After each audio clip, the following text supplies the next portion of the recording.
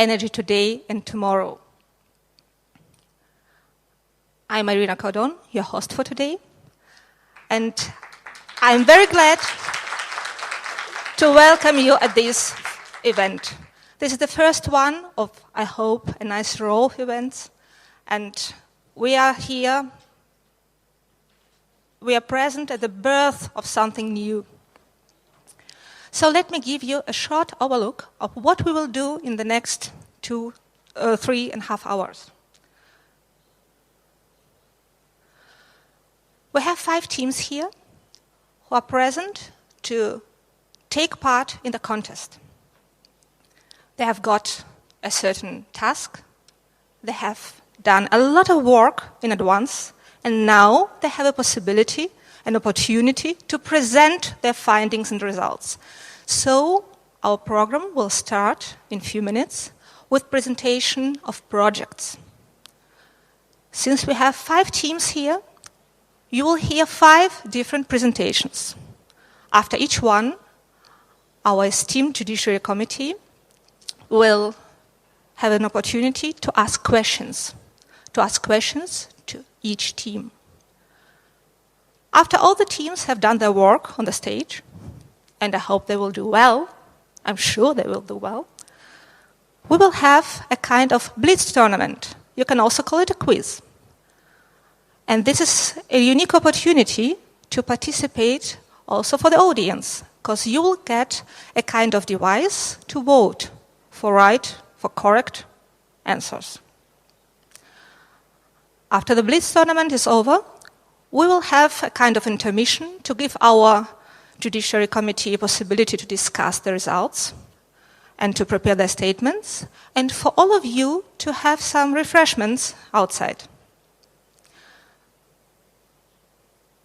We then come back to our conference hall to have a ceremony, an award ceremony, and I think it will be quite thrilling because we have 5 really good teams here, and till the absolutely end of the story, we will not know who is the winner. But what is the subject of the competition? We have here students master students of different directions. Some engineering students, some economy students. So what can they do together, even in a mixed team? Yes, they can perform a very complex task of analyzing a situation of a company, analyzing a real business situation. But they don't work in a company yet. They're just students. So the situation will be a bit hypothetical. You know, we have a case study here, and it is a case study contest. And the case study as it suggests already with its name, at the crossroads, describes a company, which name is in P, a company which is in a very difficult situation because the market is changing, and the market is changing everywhere and always. But this certain company stands on the crossroads and has to make a decision, a very important decision, where to go, how to do business in the upcoming 15 years. Somehow it's crazy. We have 5 different teams which have decided upon a strategy for one company, one certain company. But it's a hypothetical situation. And just imagine what would be the world without hypothetical situations. It would be very stable, well-prepared, machine-like, and boring. I think it would be boring because it would be a world without creativity. I hope those 5 teams will show you that they have a huge amount of creativity. Because you always need creativity to solve any situations. First of all, to solve hypothetical situations, first you have to imagine what happens there. 2 months ago, approximately 2 months ago, 30 young men and women got a call and they accepted the challenge. Thank you, guys. They accepted the challenge. Yes, please give a big hand to our participants. They really deserve it. They really deserve it, believe me. They accepted the challenge and formed 5 teams. We now have 3 nationalities here. We have 2 German teams, we have 2 Russian teams, and we have 1 team from the Netherlands. I will introduce the teams to you a bit later. So, those young men and women formed a strategy for a company named NP. You probably never heard about this company. Although all of you are more or less in a gas and oil business, you never heard the name NP. Yes, it's a hypothetical one, but you know, with a little bit of imagination, we can really feel it as if it's real.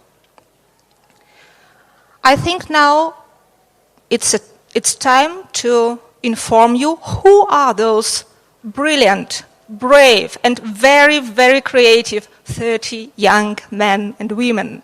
Let me start with introduction in the order of appearance of these teams later on the stage. Let me introduce our first team, Team Fangastic, which hails from Germany. And the team captain is Frederick Reimann. Frederick? Dear audience, dear Judiciary Committee, I ask you to give a really big hand to this team because they are first. They have to break the ice. They are a bit more nervous than others. Here in the conference hall, they are even more nervous than me. And this means something, believe me. But I know they have done a very good preparation, so they will succeed.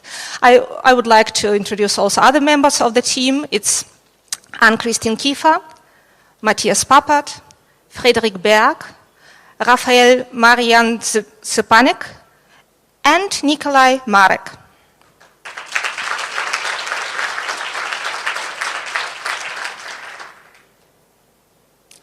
Our second team hails from Russia, and its name is Neft. Please give a very warm welcome to our second team. The team leader is Gleb Golubtsov. Other team members are Yekaterina Avdienko, Tatiana Tortusova, Yegor Kachura, Alexander Tsarenko, and Yelizaveta Yermolenko.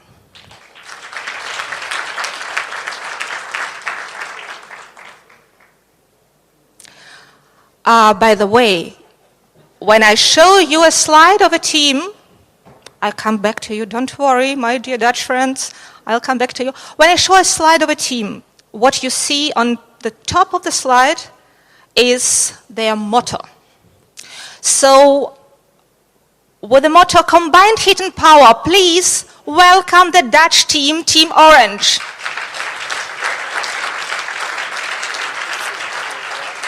This team is led by Bernd Huisman. Other team members are Eduardo Rogheri, Henry-Antoine Bartelet, Adam Zrdlovsky, Lee Tevesen, Nelleke van der Steen.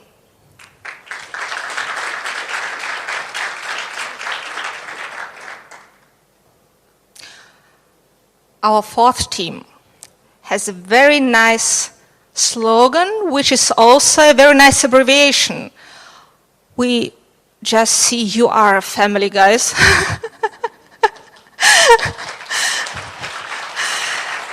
The team leader name is Maria Monachova.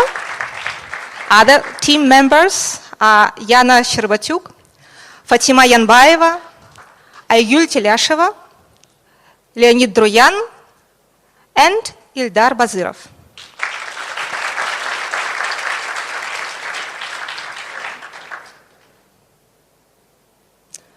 And you know, last but not least, we have another team from Germany, which has chosen a very nice name, NP. NP is the name of our hypothetical company, 2.0. I think it's the first version. Normally, if you buy a software somewhere and 2.0 is more or less the first version, then we have 7.0, 7.3 or whatever. So I believe, even it's the first one, it should be a really good one. So please give a very warm welcome to Isabel Luther, the team leader of the team NP 2.0. Manuel Kluge, Paul Kunz, Christoph Bender, Paul Niemann, and Stefan Schicht.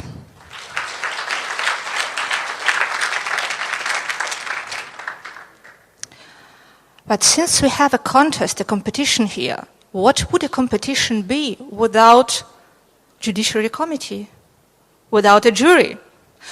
You know, in real life, we also have jury all the time. Disregarding what we do, we always have a kind of jury behind us. As a company performing on the market, on the real market, we also have a jury, which name is the market.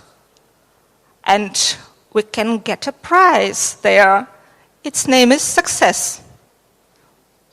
I wish success to all of those teams. I think you wish it too. Now, I'm very proud for the opportunity to announce our esteemed the members of our esteemed Judiciary Committee. The chair of our Judiciary Committee is Mrs. Yelena Telegina.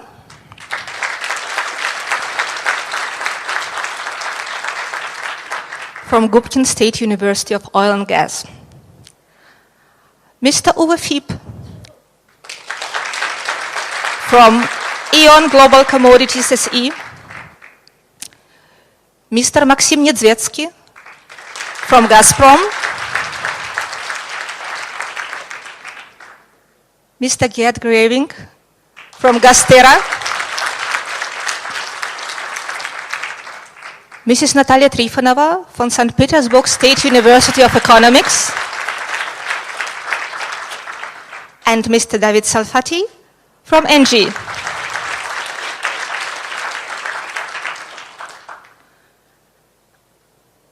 Whatever competition we have, we participate, we always ask ourselves, what is going on in the heads of the jury?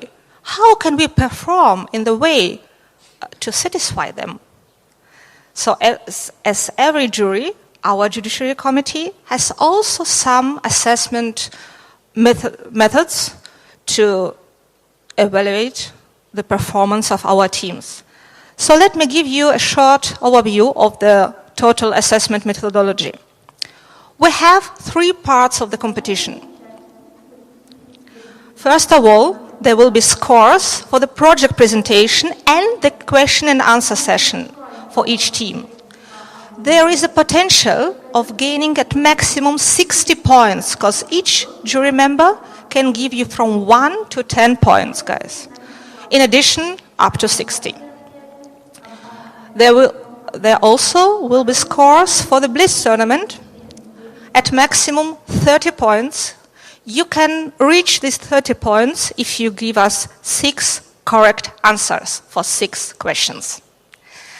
And there is a certain additional score from the Judiciary Committee, which is also maximum 1 to 10 points, or maximum 10 points. This score just shows you how likely it would be that you as a team will be hired to solve a problem in a real business world. Because we have here senior experts from the industry, also from the academia, and they already know what should the team perform like to be efficient, to be successful. So you will get a score also for this, let's say, probability of your success in your real business, in a real working life. To assess the case study, there are a number of criteria, and I don't want to read the whole slide. You can do it much quicker than me. The thing is, you have those single merits, but only all of them together will give you an understanding how good you are as a team, how good have you performed. So I think all of us, after we know who are the team members, after we know who are our esteemed jury members, are eager to know what is the result of this case study. It means for us also that we have to ask our first team to come and take the stage. Guys, you are first ones. I wish you all the luck and all the success. You will do a job which is more difficult than the job of others. That's why, dear audience, please support this team with a very, very warm applause.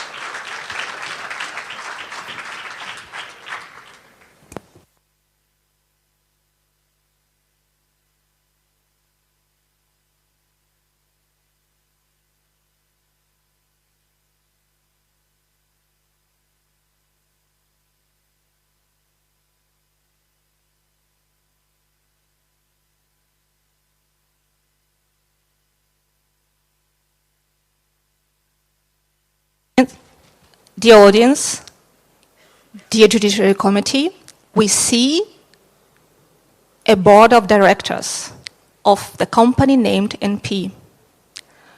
What you see here is a decisive board meeting where the company strategy will be formed.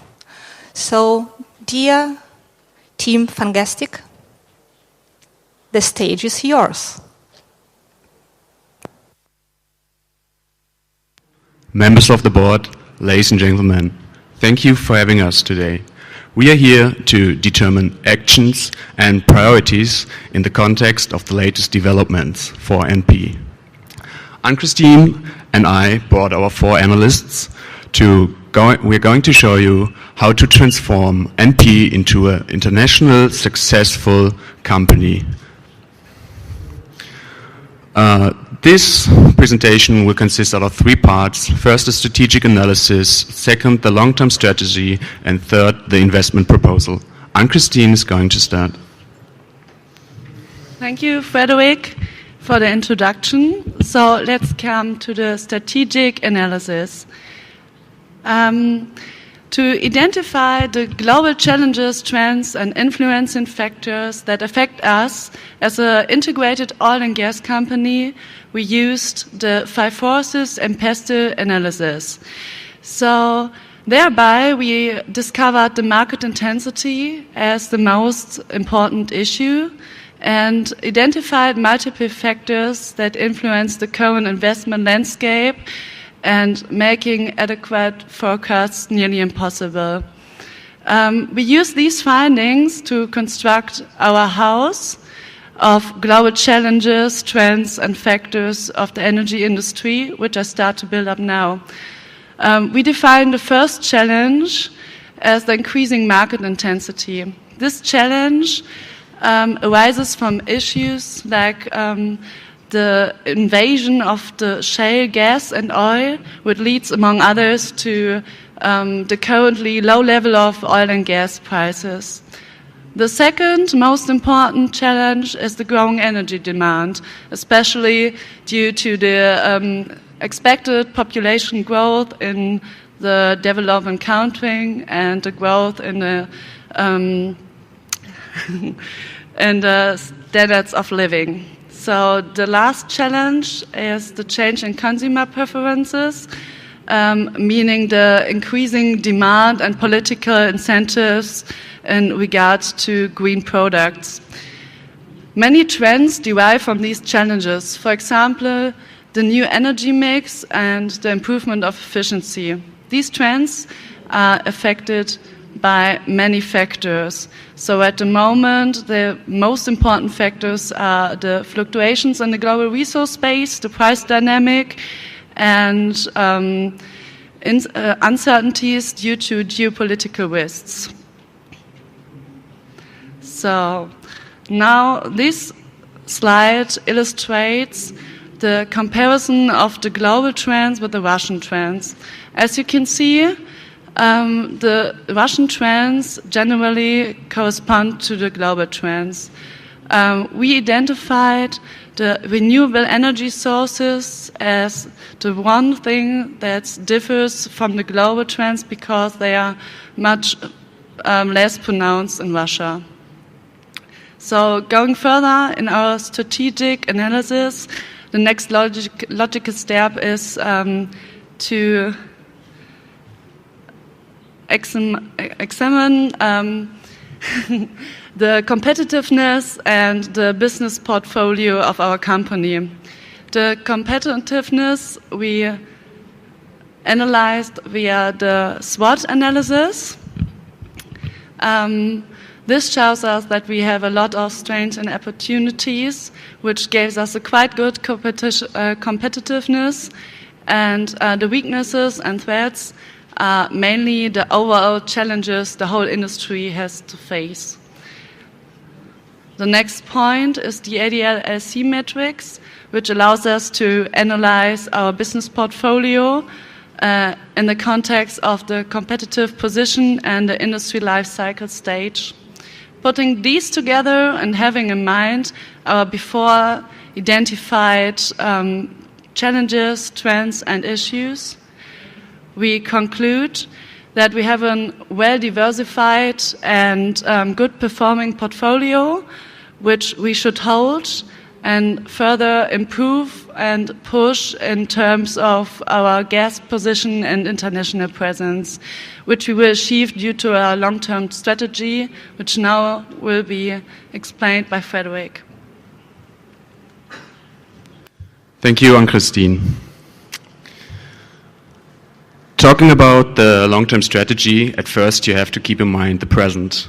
You can see on the left-hand side the range of activities for our company in the present, which is formed as a pyramid. We have a low focus on gas, a medium focus on fuel sales, but these two were the main drivers for a really good result in the last year.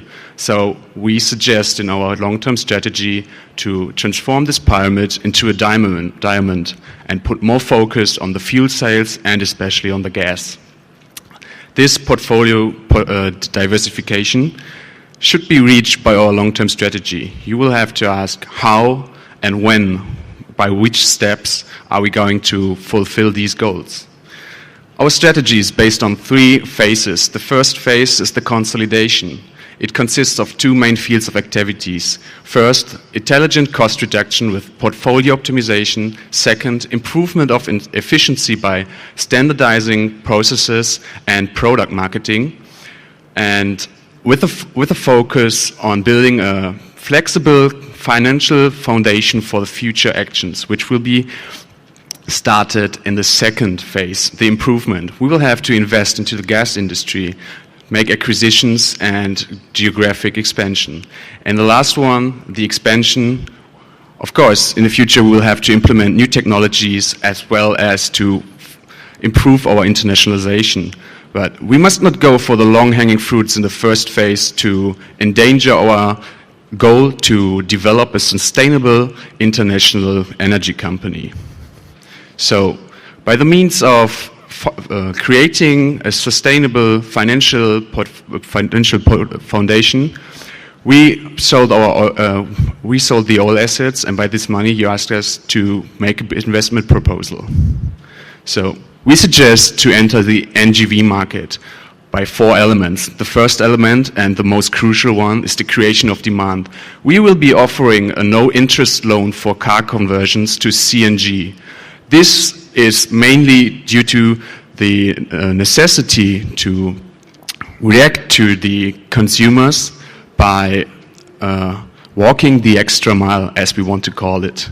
This will be a competitive advantage towards others. The second one, we will be producing our LNG in a modular LNG plant that is made to meet the latest demands. And third, our NGV fueling stations. We will transform 40 of our existing fueling stations into multi-fueling stations in the first step, and furthermore build 300 new NGV stations in the central Russian region, mainly focused on Moscow, because it has one of the highest vehicle per capita rates in the whole world. And the last one, which is a really nice side effect of our project, is the gasification of the rural areas. Mother-daughter systems supplied by LNG will be able to gasify areas that were cut off the grid before. So you can see our estimates for the market development, which leads us to our customer segmentation. Our biggest group of customers will be the CNG fleets, professional driving companies such as taxi drivers, car rentals, and transportation. And additionally, the CNG private conversions, and lastly, as you can see from the development, the LNG trucks. This will be fulfilled by our marketing strategy. We have a predefined market itinerary where we predefined all return rates from our approaches. And second, our well-established fuel brand. We are well known for good quality and have a high reputation among the customers, which facilitates it for us to implement new technology. And third, the customer retention. As a part of the loan program, the customers will repay their loan by fueling their cars at our stations for the petroleum fuel price. The gap between the petroleum fuel price and the CNG price will be used to cover the loan, and it's adaptable for new markets. The last one, of course, for every one of you, how is our money spent? We have 4 big expenses, and we aim to spend 1.4 billion euros, and we estimate 9% return on investment by 2022. So to wrap it up, you can say it's a highly competitive market, and it's mainly focused on the buyer's market now. So you have to walk the extra mile, but there's no traffic on the extra mile. Thank you for your attention.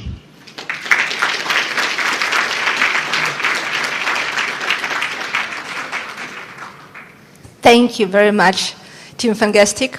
Thank you for a great job.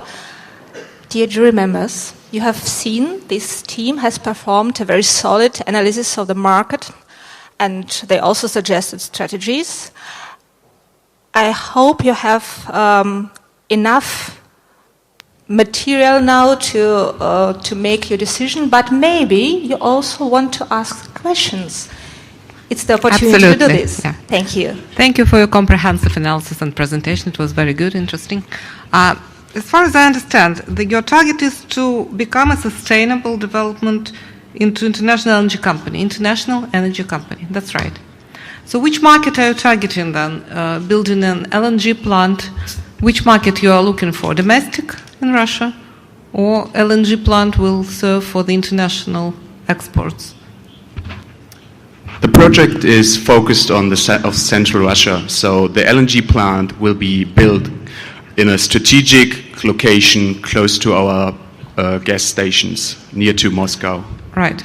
And then what kind of international business you are? The international business is the adaptability of this program or project for other regions in Russia and, of course, in the world. So we are looking forward to implement this project not in Russia, but also in the neighboring countries and, of course, in Asia.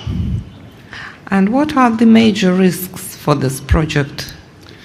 The major risks, we are aiming to bypass a lot of risks by the missing demand, by creating the demand on our own. So most of the risk is the loan defaults, of course, but our market itinerary gave us the return rates. So we say we're going to approach 5,000 companies and we expect a return rate of 5%, and in the next step we expect 10% of those to ask for a proposal, and then 20% of those who finally sign the deal with us. So if we don't fulfill the rates, we will be able to follow each itinerary and see where we didn't fulfill our rates, and this gives us a guide to management and a guide to action. So we will know, okay, we didn't fulfill our goal of 20% here, so there must be something wrong with our approach in this step. But do you see any competition at this market?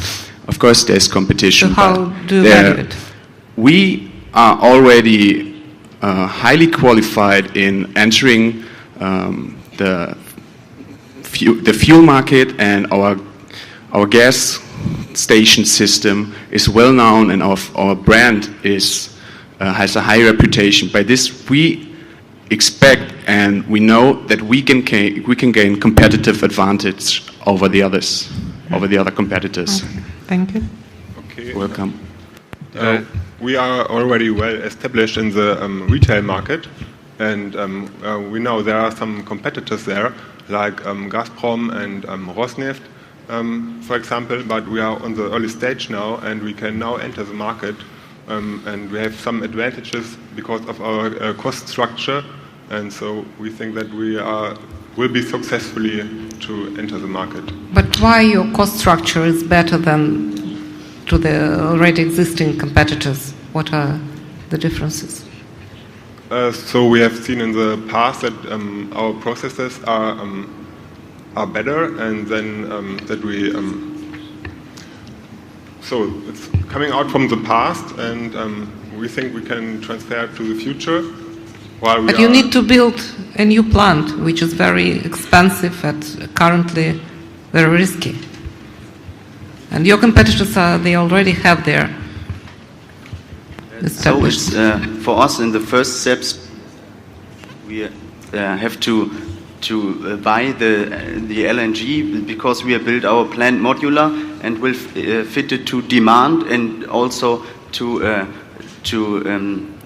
fit the risks. And this modular way gives us the chance to be flexible in the later stages and not invest this large money in one big plant. Okay.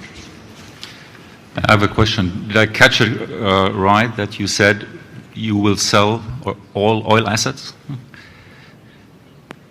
It's in the case study. It's in the we have to sell the oil assets. It's not from our decision. It's decision from case study. Okay, I got that. Every team has to deal with this. One question to the loans which you want to give to the future clients for converting their cars. How are you going to handle the fluctuations in interest rates in the market compared to your 0% approach? Willst du? The question was how we... Well, you're going to give the loans over a longer period, Okay. a couple of years, and in between the interest rates and the market rates fluctuate. we are... Freddy? Okay. We said our main focus is on the CNG fleets. CNG fleets have a high driving range each year. So by the price gap between the petroleum fuel and the CNG, the loan is expected to be paid off within 2 or 3 years. And of course, we will have to deal with this kind of issue by implementing safety nets that we will charge extra after a certain amount of time. Also, we have to deal with our customers fueling their vehicles at other NGV stations for the regular CNG price. What I was getting at, the opportunity for you would be to give a loan to a bank and get an interest rate instead of giving it to potential customers. And if you do that over a longer period, you must have an assumption what the average interest rate is that you could have gotten if you would have given the loan to a bank, for example. And then that is the cost you have for these loans. And then you recoup the cost through the difference between the petroleum product and the CNG, right? So did you have any assumption on that?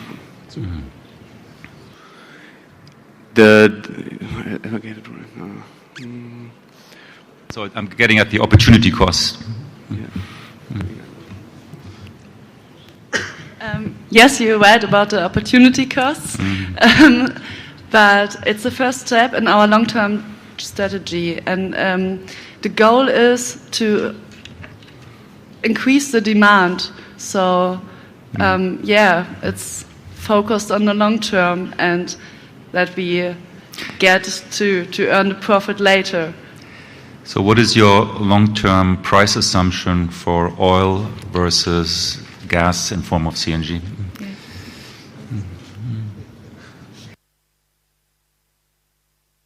Can you repeat the question?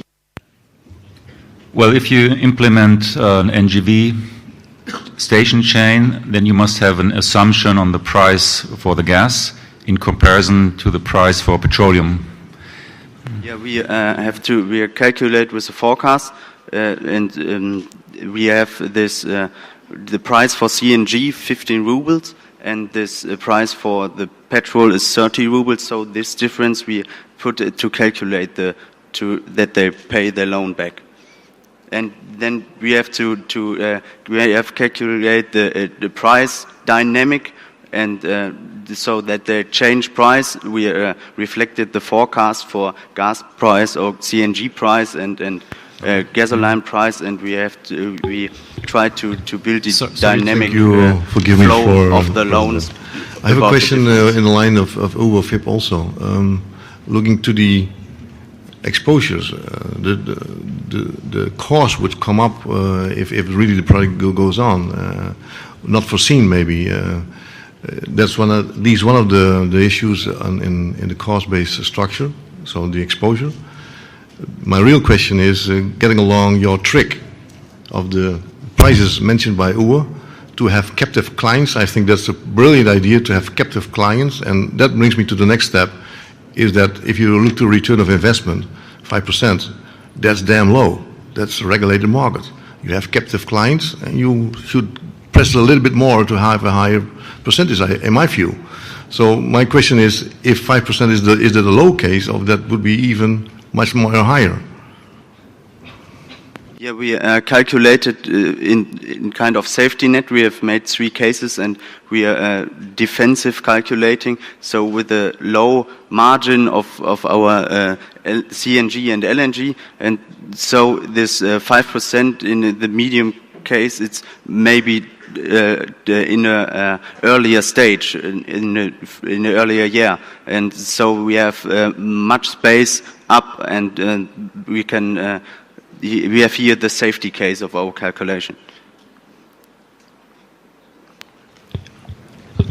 I'd like to dig further the 5% issue.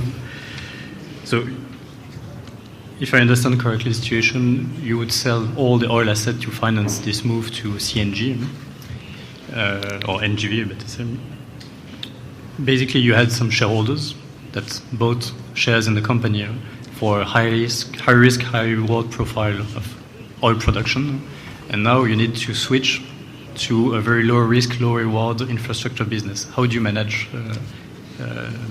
shareholders in this case? Dear Mr. Salfati, I ask you kindly to speak loudly because it's not heard on the stage. Fair enough. I'm very sorry.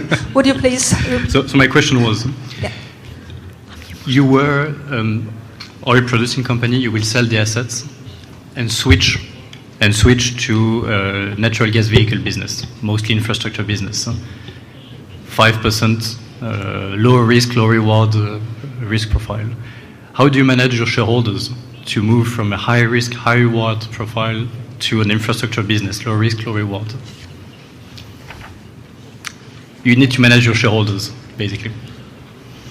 So actually we don't sell all of our oil assets. That for the first, it is just that we have some strategic one. So if you have seen in the sheet, there was that oil is in our future portfolio, plays also a role, but it don't play a major role. And if you just see into the future, and we have our prognosis, our strategic analysis for the future, is that gas plays a major role and a bigger role than oil. So therefore, we can convince our shareholders to invest into the future, and they will reward in the future. Okay. Also, we are increasing the gas and the fuel sales, which were responsible for our good result in the last year, in contrast to the oil, which did not contribute as much as the fuel sales, mainly of premium products and our gas production. This is easy mathematics to convince the shareholders that we improve the areas where we are already getting a lot of return in. Yes, that's debatable because your shareholders now request 10 to 15% for an oil business, and you need to convince them to switch to a 5% business. And that's the 5% is in 2020 when we're still developing our business. In the last slide, you can see that we are aimed in our moderate case to have 9% by 2022, and it's growing. So we have to. The demand has to develop, and we are very confident that by our program we are able to push this development and boost it to increase the development and return the customers to our fuel stations. And when they pay off the loans, they will just pay the normal CNG price, so they will likely to stay at the gas stations that they used for the last 2 or 3 years. Okay, thank you very much. I'd like to change the atmosphere of our query, and my query is very, very small. Please, I see the team with a remarkable name, namely NP.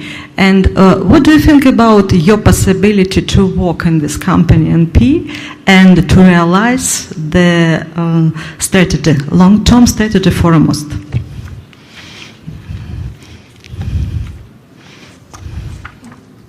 Would you please so kind to repeat the question, and maybe we can make it a bit louder because it's really difficult to understand it. We cannot hear us to do something to help us on the stage because we cannot hear you really clearly. May I ask you, Mrs. Trifonova, to... Okay, I'm ready.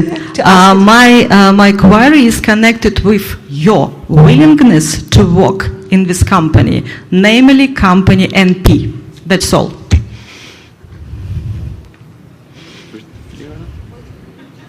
We are already working for NP.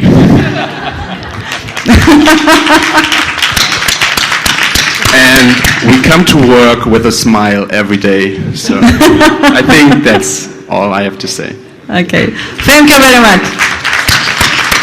And if you don't mind, the final question is from... We have one more. Yeah, just for this diagram, could you explain the mathematics and also say about the financial result? Because if we look at this diagram, we understand how to spend money, but not how to earn them.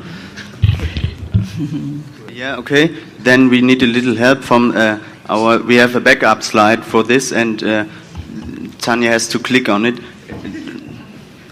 Wait a second. This, Tanya, the slide up and right, there's our deeper detailed calculation. Yeah, with profit. We have our return or our profit is increasing, and the steps with CNG conversion cars, other CNG cars that will fueling their cars by us, the rural CNG or LNG, and then in a few years, starting at 2018, the LNG truck that come to and in the market, and there's a big potential to pay their profit to us. And in 20, there. Oh, okay. Here you see the detailed calculation. So you see the blue. It's invest, and so it's decreased, and our profit increase. And in 2021 and 2022, there are no profit from loans; they are already paid back, and it's all its profit from our operating unit. And we are getting profits from CNG cars, LNG cars, LNG trucks, and rural CNG areas. Is okay?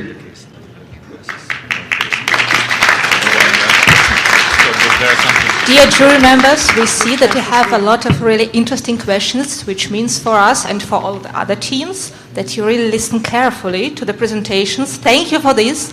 Thank you for the team number 1, for the team Fangastic. Since your name is Fangastic, it sounds like fantastic, and I think being the first one on the stage, without no expectations of what will come You've done it really well. Thank you very much. Thank you. You may now go back to the seat.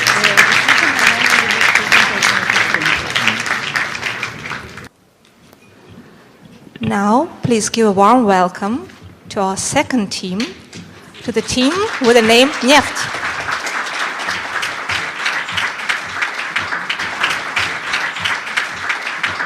As with everything which starts first time in our life, we always have to check out what is it, how it works, and we need creativity to solve the problem.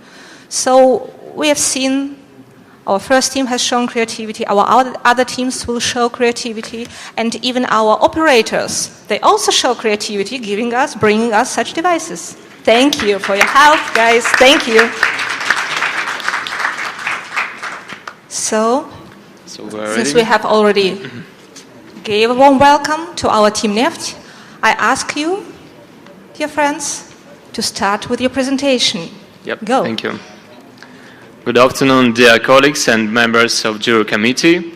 We are the new explorers of fuel technology, and I am glad to introduce our team presentation dedicated to the case study here for the YAS Day in St. Petersburg International Gas Forum. So keep calm for 10 minutes and drill on. Our presentation will be divided into 3 parts. The first part is devoted to industry analysis. Then we regard to the diversification strategy. At the end of our presentation, we present our project in the frame of identified strategy. Distinguished colleagues, let's start with external environment and industry situation. In current turbulent situation, we should take into consideration all the factors and trends that can influence the development of our company. We identified 6 directions for all trends that have the most noticeable dynamics. So, then, according to expert opinions, we ranked our trends using 3 main factors: influence, time, and level of uncertainty. Influence shows the strength of a trend in the industry. Time factor conveys the impact of a trend over some period. And the level of certainty reflects the development nature of a trend. As a result, we have the following ranking list you can see on chart. On the basis of our analysis, we identified 3 key world trends vital for NP company. First of all, the share of natural gas in the structure of the Earth energy balance is expected to increase. Development of LNG opens prospects for internalization of gas market. And finally, technological improvement and environmental issues contributes to the growth of CNG market. Well, Russian energy sector has its own specificity. As you know, during past year, oil and gas industry, which takes more than 50% of world energy consumption, faced to considerable changes associated with shale revolution in the USA. Russia has the biggest gas reserves and included into the top 10 oil reserves. At the same time, it has huge potential for developing of Arctic prospects, Bazhenov, Achimov and Turonian formations. Despite active development of renewable sources of energy, so far it has quite limited application due to big conventional fuel base. Second block of our presentation is devoted to NP's diversification strategy. To minimize negative consequences of diversification process, we should base all new NP's activities on its core competencies.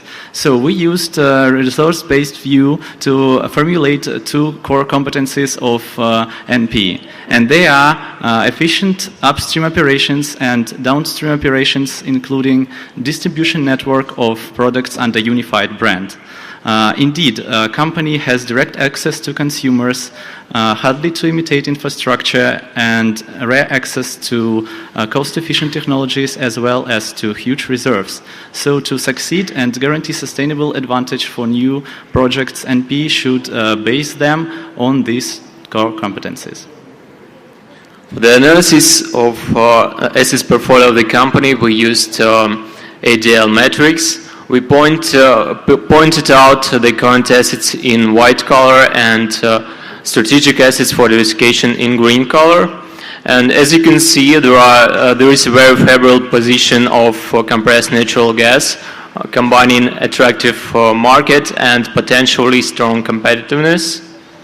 We place all our potential assets on the map of Russian Federation, and as you can see, our target region is Central Russia. Taking into consideration the results of retrospective analysis, core competencies, as well as asset diversification of the company, we identified key directions for our strategic development. This strategy provided the basis for target portfolio. So, as you can see, the main zones of our interest are gas motor fuels and technology ventures. And now we want to present our project dedicated to the strategy that we identified. So the goal of our project is to build the CNG retail infrastructure in Central Russia. In the project we have several limitations. First, territory, Central Russia. Second, the start on return on investments is no later than the year of 2022. And finally, the overall budget is 2 billion euros. The life cycle of the project you can see on the slide. We begin our project implementation with gas station design. Then we are planning to complete reconstruction of 120 existing stations to make them multi-fuel. At the same time, we are going to construct 320 new CNG stations with appropriate infrastructure and 210 re-equipment service centers. 11% of our project budget will be invested in research and development through our NP Technology Ventures Fund. The main target of this open innovative program is to bring together entrepreneurs and technology startups from and outside the energy industry. We focus on finding cost-effective ways to deliver technologies that the industry needs. In the lower part of the slide, two maps are presented. The right map is gas pipelines, and the left one is federal highways. Overlapping of these maps clearly shows the zone of our interest for gas motor fuels development. It is Central Russia market. We are expecting to use our own source of gas from GPP in Khanty-Mansiysk region, and we are supposed to construct most of CNG stations along the federal highways to maximize the demand for our product and close to gas pipelines to minimize the infrastructure costs. As you know, it's very important for the project and the evaluation to make financial and risk analysis. For our financial analysis, we developed the DSV model. To make a decision of the implementation of the investment project, it's important to analyze and calculate such results like net present value, payback period, and profitable index. As you can see, NPV is greater than 0 and profitable index is greater than 1, so we can say that our project is financially viable. The dynamics of cumulated discounted cash flow is positive. You can see it on chart. Yes, as Katya mentioned before, we identified possible risks for our project and put them on the map depending on their probability and their influence on our project. So we identified key risks, and they are lack of infrastructure, which we took into consideration and added some extra investment into infrastructure in our financial plan. Limited growth rate of demand is a reason to introduce our equipment services for car owners, which can stimulate car owners to change their fuel. And of course, there is no doubt that one of the main aspects of good project is social relevance. We identified key project stakeholders and evaluated their influence on them. We concluded that our project is favorable for our customers and also has positive influence on ecology. Moreover, it helps government to save budget on health services and improve the investment portfolio of our shareholders. Well, and to ramp up, we will point out the key success factors of our project. First, it meets the challenges and opportunities of industry and environment. Second, it is directed on the development of Central Russia. Third, it has the short payback period and prominent financial results. And finally, it mitigates the risks and has solid social responsibility. By the way, during the past 2 days, we heard many experts' opinion that proves that we made the right choice. So let's make the bright future for NP company, and thank you.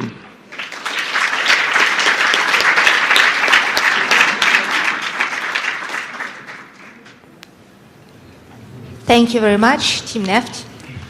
Thank you for your nice presentation, for your interesting presentation, for all the insights you have given us. And now I kindly ask the Judiciary Committee to start with questions. Thank you. I think it is a very nice and real project to look at. But how do you estimate your competitive advantage? That's the first question. And the second one is the potential demand for your project construction stations. I can say that our competitive advantage is based, as we said, on our core competence, and this includes that we already have some stations, and as Diana said, we are going to reconstruct some of them, so we already have some foundation of infrastructure for our project. Moreover, we have a unified brand, so we can sell our new project under this unified brand, which is well known among consumers. It also increases our chances to enter the market successfully. And speaking about limited growth, it is really a risk, but as I said, we introduced re-equipment services where which we think will be a stimulus and some kind of incentive for future consumers to change their cars in these centers. And we think, and we based our calculation on the idea of some experts' opinions that in few years, maybe in 5 years, there will be a demand rate which will boost the market, and after that demand growth will be much higher. Speaking about demand, I'd like to add that we used some statistics about increase of CNG engine cars. Then we estimated that one CNG station can serve 357 CNG engine cars. Then we divided this number and got potential number of CNG stations. And according to the number or to our budget limitations, we got the number of stations, and the main demand basis was founded on this calculation. And what level of gas price did you use for your assumption? 12 rubles for cubic meters. Thank you. Oh, can I add something? From technological point of view, as you see a map of gas pipelines and map federal highways, so we tried to identify the most populated zone for in terms of cars. So its tracks, and the gas distributed station allow us to, so we have enough infrastructure. We have GPP, gas processing plant, we have pipelines, we have gas. Okay. Dear students, we have presented very interesting analysis of external factors, really.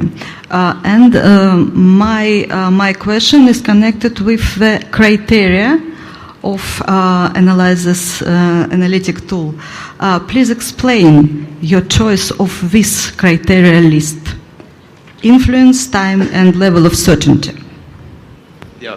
So we perceive this analysis as the integration, like a 3D model. So we have in one axis we have this influence. This was estimated by the expert's opinion from 1 basic point to 10. Then we used the time period, short term, mid term, and long term. Yes. So how long this trend is supposed to influence our industry. And finally, we used this level of certainty that shows how certain this trend is. So the level of certainty shows there are 4 levels of certainty. It is one direction, certain moment. When we have a few direction, it was rated by 2 points.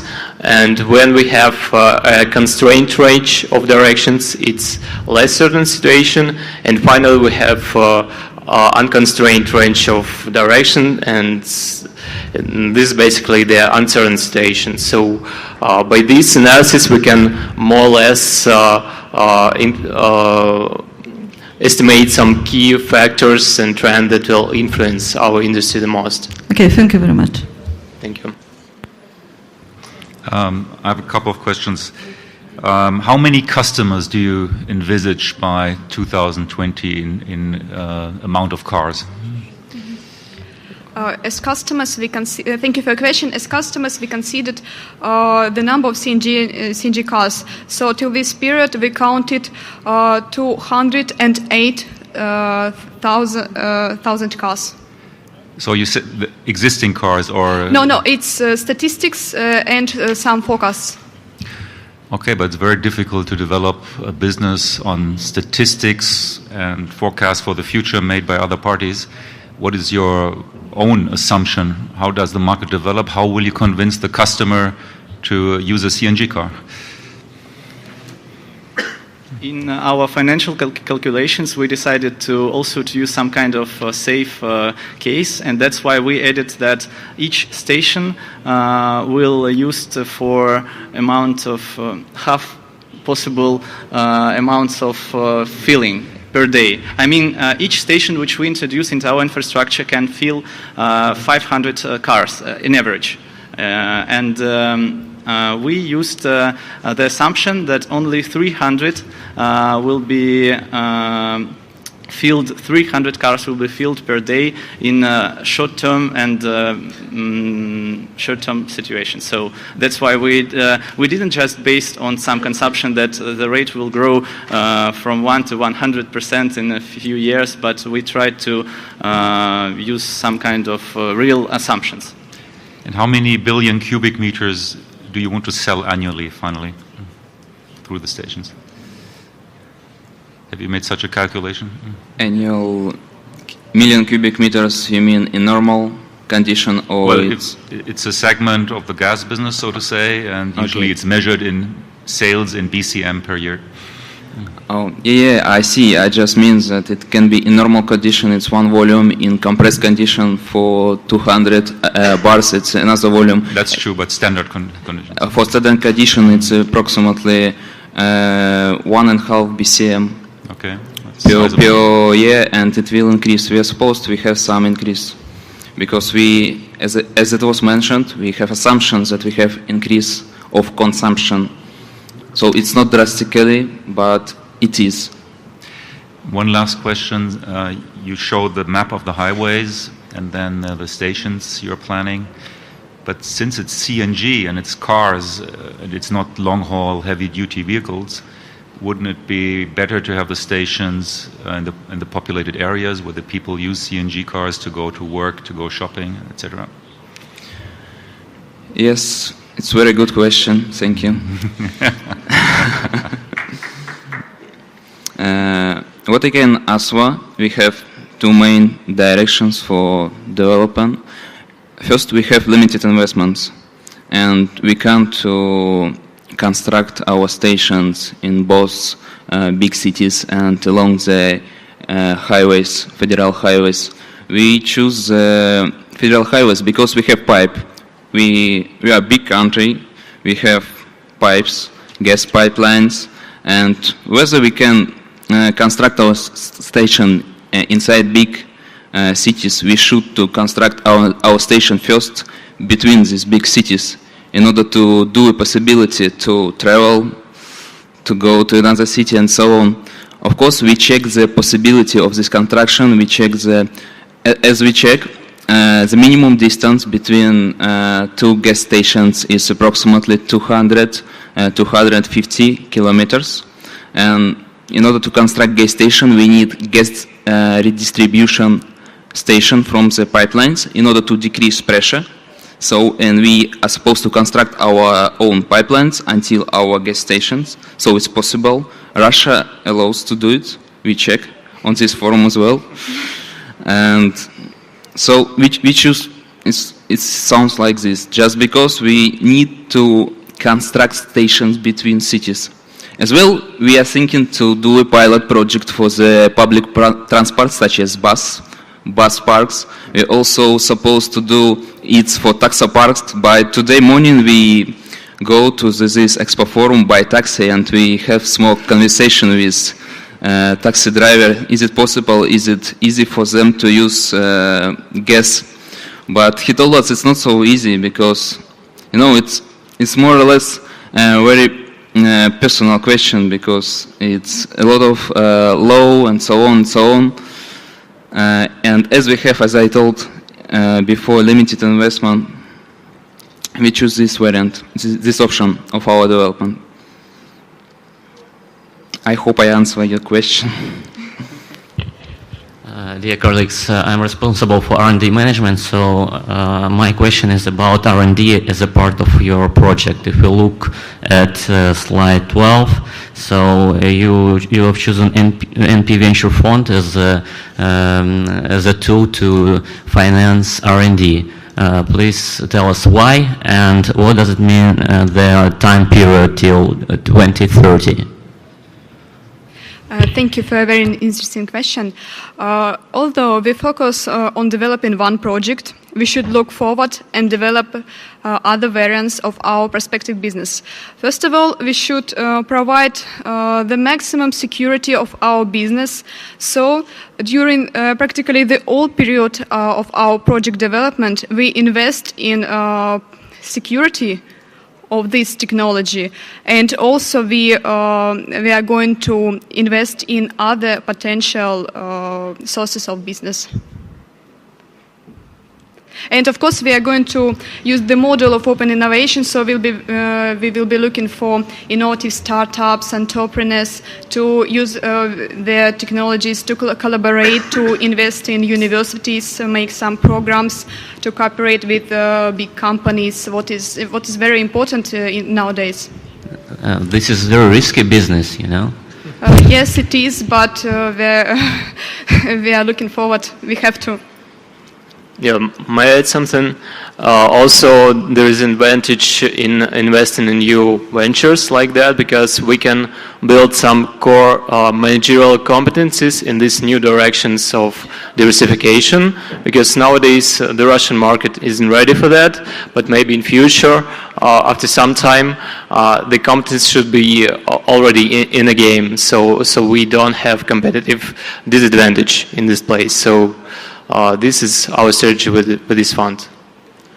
Thank you. And also maybe I can add something, because as it was mentioned before, Russia is really big, and Central Russia market is only part of some possible action what we can implement. I told about West Siberia, East Siberia fields. It's a lot of its great potential. It's very big reserves, very big resources, and some part of our program, such as helium, it's very perspective direction. It's very perspective, and I hope I answered my question. Thank you very much. No. Dear jury members, one more question for this team. Okay. The last one. The last one on slide 14. Slide 14, you were mentioning that you were in contact with your consumers. I would be really eager to know how. You have been driving taxis all over Russia to ask the taxi drivers how they feel, but how you did, by phone calls or by internet investigation? So could you repeat the question? Yeah, you can hear me? Slightly? Slightly, yep. Okay, I have a question on slide number 14, 1-4. Yep. You were saying something about that you have been in contact with the consumers, the market, your clients, your future markets. How did you do that? By internet, asking taxi drivers, getting along? What was your method? How did you do it? Yeah, actually, basically this slide is dedicated to the stakeholders' impact. Yeah, and we can see that our customers, the drivers, will have these advantages that shown on the slide, and also we can provide some service to stimulate the demand, and this basically will be our strategy to provide more advantage for drivers. Yep, and except asking taxi drivers and so on. Thank you. Thank you very much. Thank you very much, Team Neft. And I ask you kindly, as you had a little bit better opportunity to hear the jury, please leave your transmitters on those tables for the next team. Thank you for your input. Thank you for your creative answers. Please take your seats. And now I invite our Team Orange to take the stage and to take the challenge.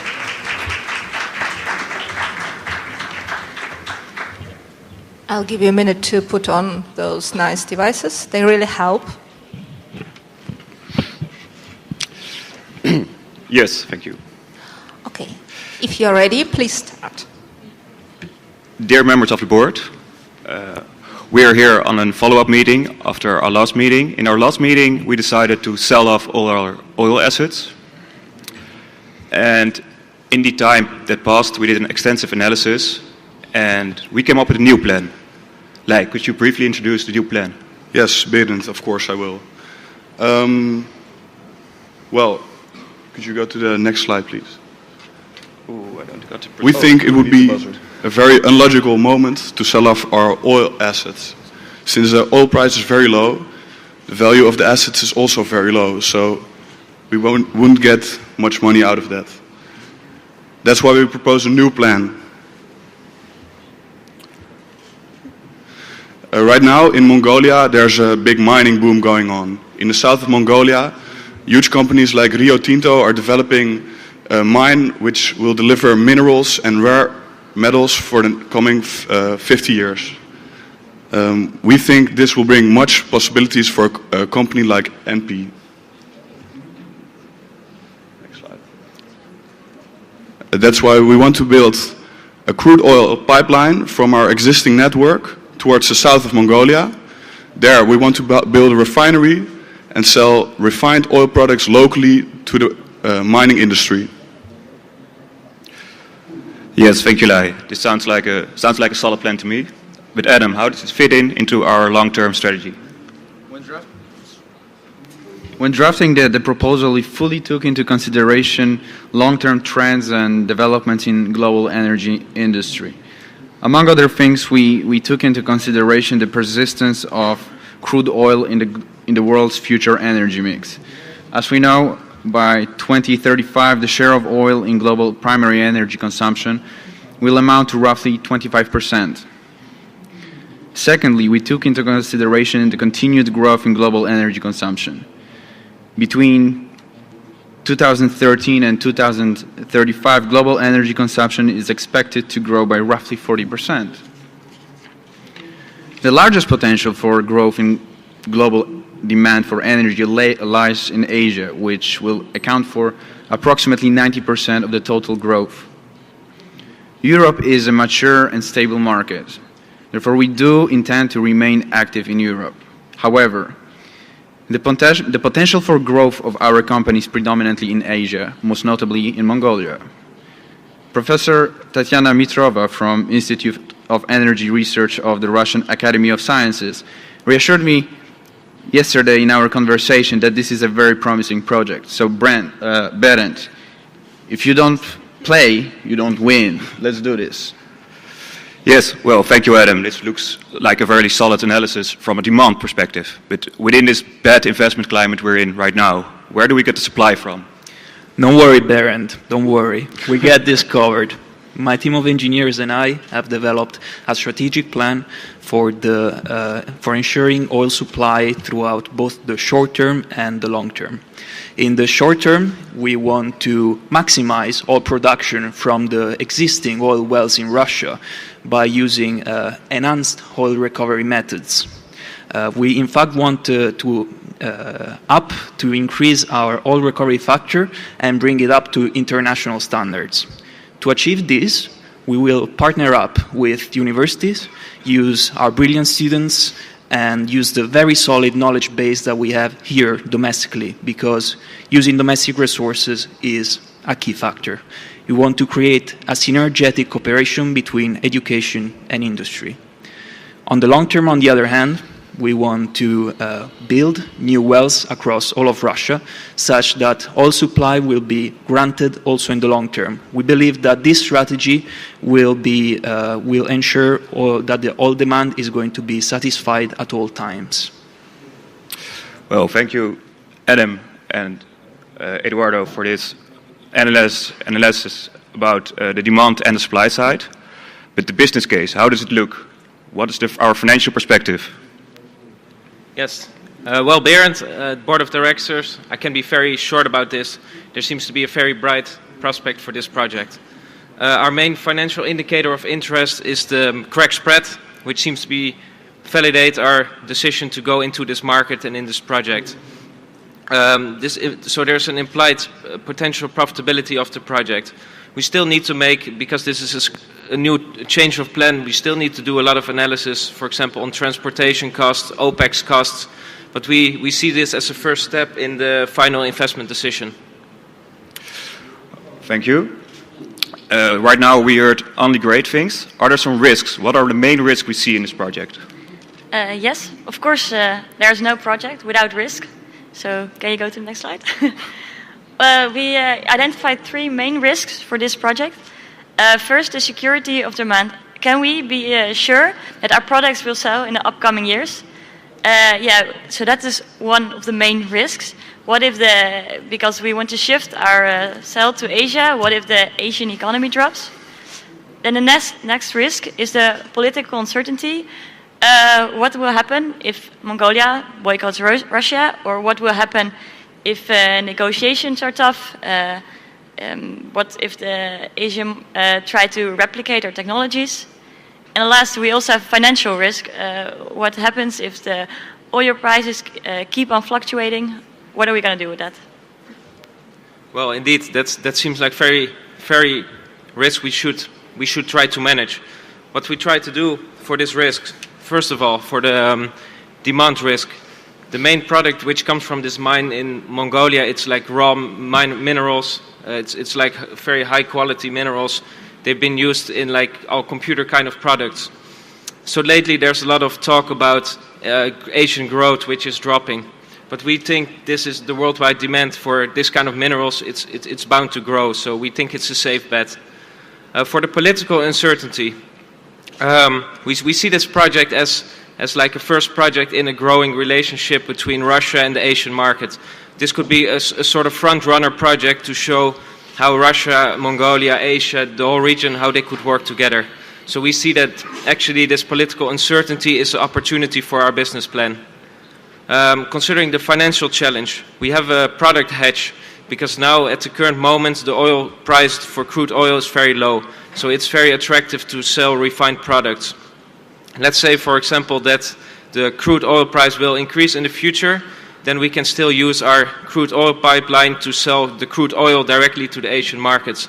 So we win both. If the crude price goes up, we win, and if the crude price goes down, we win as well. Thank you, Tuan. Well, to conclude this presentation, I would like to summarize our plan. Our plan is not to sell the oil assets. We should keep the oil assets, and we should actually expand the oil assets. Well, how are we going to do that? We're going to build a new pipeline to the to the south of Mongolia.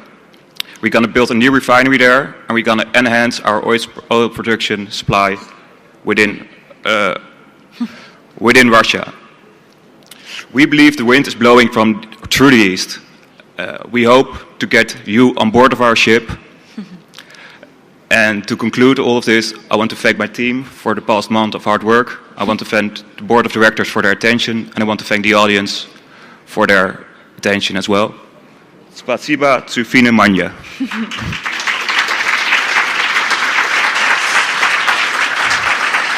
Thank you very much, Team Orange. As for me, we just attended a real board meeting.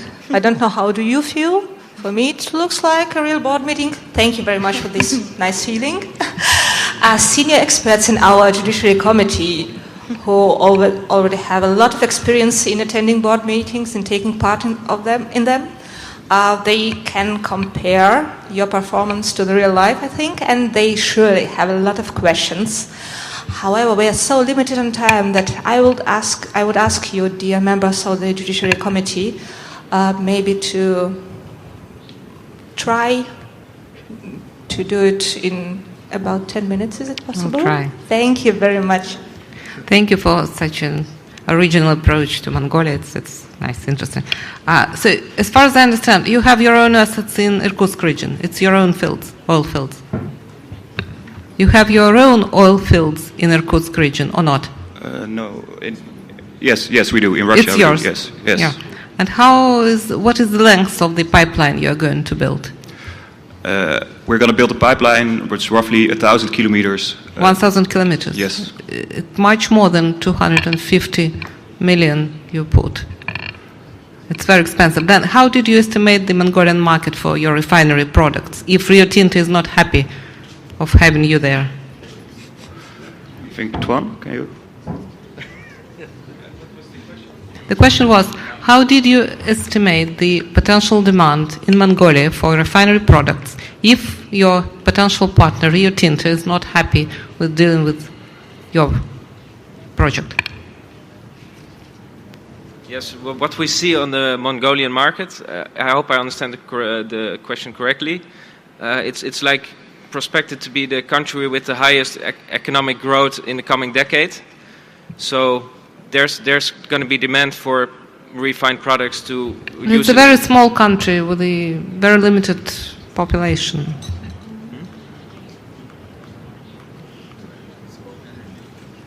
What is the potential for building their refinery? For the oil products? For the refinery, yes. Okay, I don't know, have the exact numbers for that.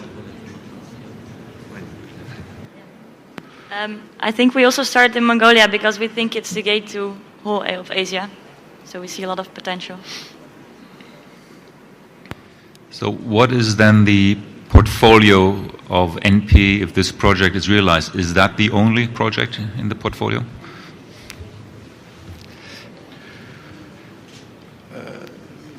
So basically our long-term strategy is to go from just mostly the mature markets in Europe to supply more the Asian market. And this proposal we have now in terms of oil, it's like a first project within that strategy. But we actually want to focus on both coal or gas and oil, mainly to the Asian market. So this oil project is like the first project, but we also want to increase our gas sales to this region. Okay, but in relation to the whole portfolio, this investment is how much? 10%, 50, 20?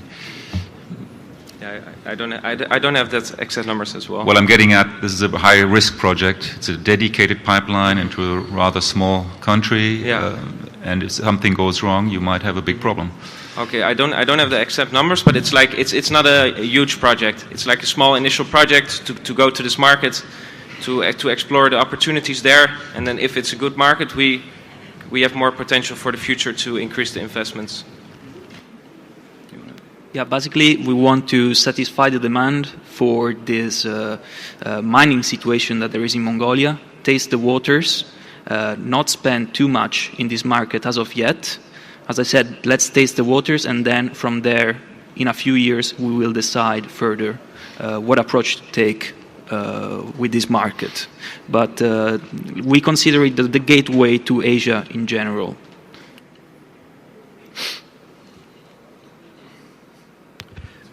One question coming back to the project itself. Correct me if I'm wrong, but there's a train that the Trans-Mongolian that goes from Baikal more or less to Ulaanbaatar.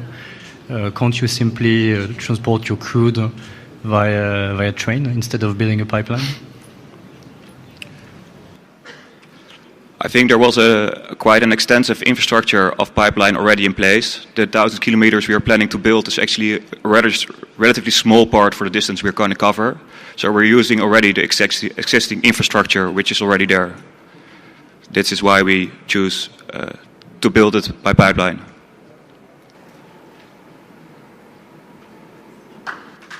Did I answer the question? Okay. Thank you very much, Team Orange. We all wish you all the success in tasting the waters in Mongolia. And we thank you a lot for your nice presentation.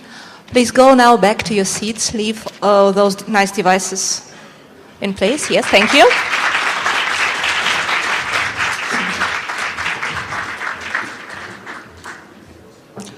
And there is something that's called fair play. Since our esteemed Judiciary Committee has been given a possibility, an opportunity to ask many questions, and the questions have been really challenging. Thank you for this, first of all, and keep going. in that challenging way. But I would allow myself to ask you also some questions, maybe just one for the beginning, and we'll see. How does it feel to be questioned, to get questions? I know all of you are very busy persons, and you came here to the International Gas Forum with a lot of goals and a lot of appointments and a lot of meetings, and the schedule here is really tight. And your personal schedule, I guess, is much more tight even than the schedule of the whole event. But you made it possible to be here, to join the jury, to give us your input. So I'm just wondering, what was your personal motivation for taking all this effort for this event? Who of you would like to answer? Well, first of all, because I'm a dean of Gubkin University, I love dealing with the youngsters and students, and I think it is very challenging for them. It's a very good approach for them to try themselves as a team to build a strategy. But it happened that I'm participating in the Mineral Forum in the Gorny, St. Petersburg Mineral University. So when I was invited to chair the jury, I was very happy to do it. And I still enjoy for the time being. Thank you very much. Thank you very much, Mrs. Telegina. More or less, we expect from our jury members from the academia side to put attention on the achievements of students. This is why we love our academia. However, there are also members of the business, representatives of the business as jury members here. Would you be so kind, one of you at least? Of course, no problem. It's indeed it's a hectic travel scheme. So every week somewhere else. After this is Portugal, and then will be Colombia, and then Washington. So that's the end of this month. Nevertheless, all these students which we have around, I have to my own in the company 7, working a lot with Tatiana Mitrova in Moscow. Also in Washington with students. They ask most of the time very silly questions, which is true. And then we have to answer them, and we most of the time panicking because we don't know the real answer, because we really have to think over what was our aim, why we were doing it, how much it was spending. All the questions we are also forwarding here. So thanks to keep us alive and keep us bringing clear from misery, we have to thank the students. Thank you, Mr. Green, thank you. Since you as a representative of the business side brought us to this idea, I would like to ask another question, last one. The idea of the forum is, amongst others, to demonstrate the intellectual potential of the sector. And those guys here, those 30 young men and women, are definitely a part of this intellectual potential, I think a very important part, because they are our future and the future of the sector. And when I look in the audience, I see more or less a huge number of other fellow students and a number of company representatives. If you look into the audience, would you have expected a higher number of attendees from the business side, maybe HR specialists, looking for high potentials, looking especially for those who might be the future of their companies? Or is it the ratio you have expected already? Should we maybe next year do something more to attract the business to use this event as a kind of pre-selection?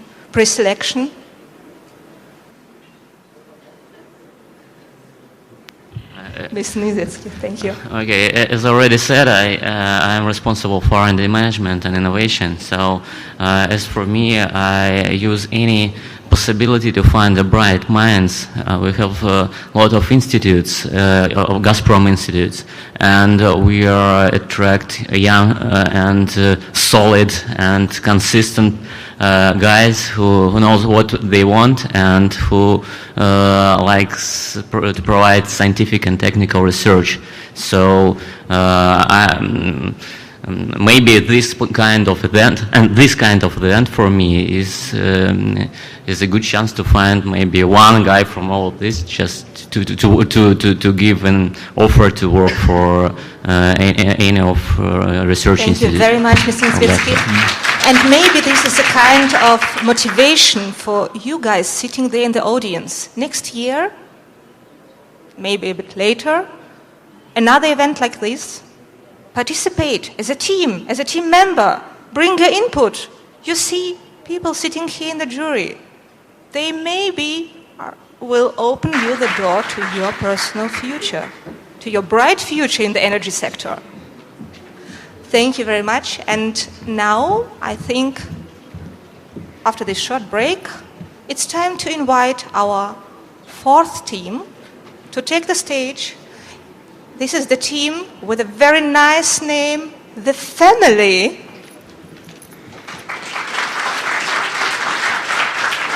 Well, ladies and gentlemen, good afternoon. Thank you very much for your participation tonight.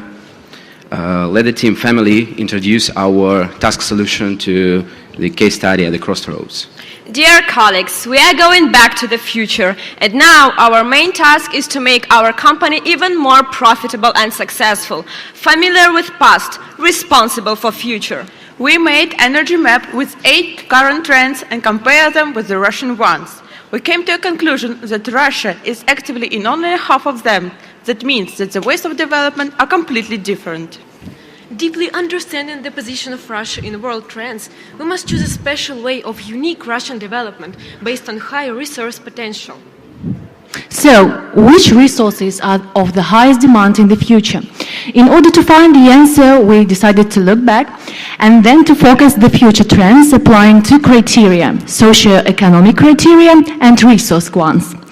What we want to stress out here is that by 2035, oil and gas will save their position as the most popular resources. There is also an obvious growth of the peat industry, which was suddenly abandoned a few years ago, but now has real chances to become one of the leaders on the market, especially in Russia, where reserves of peat are enormous.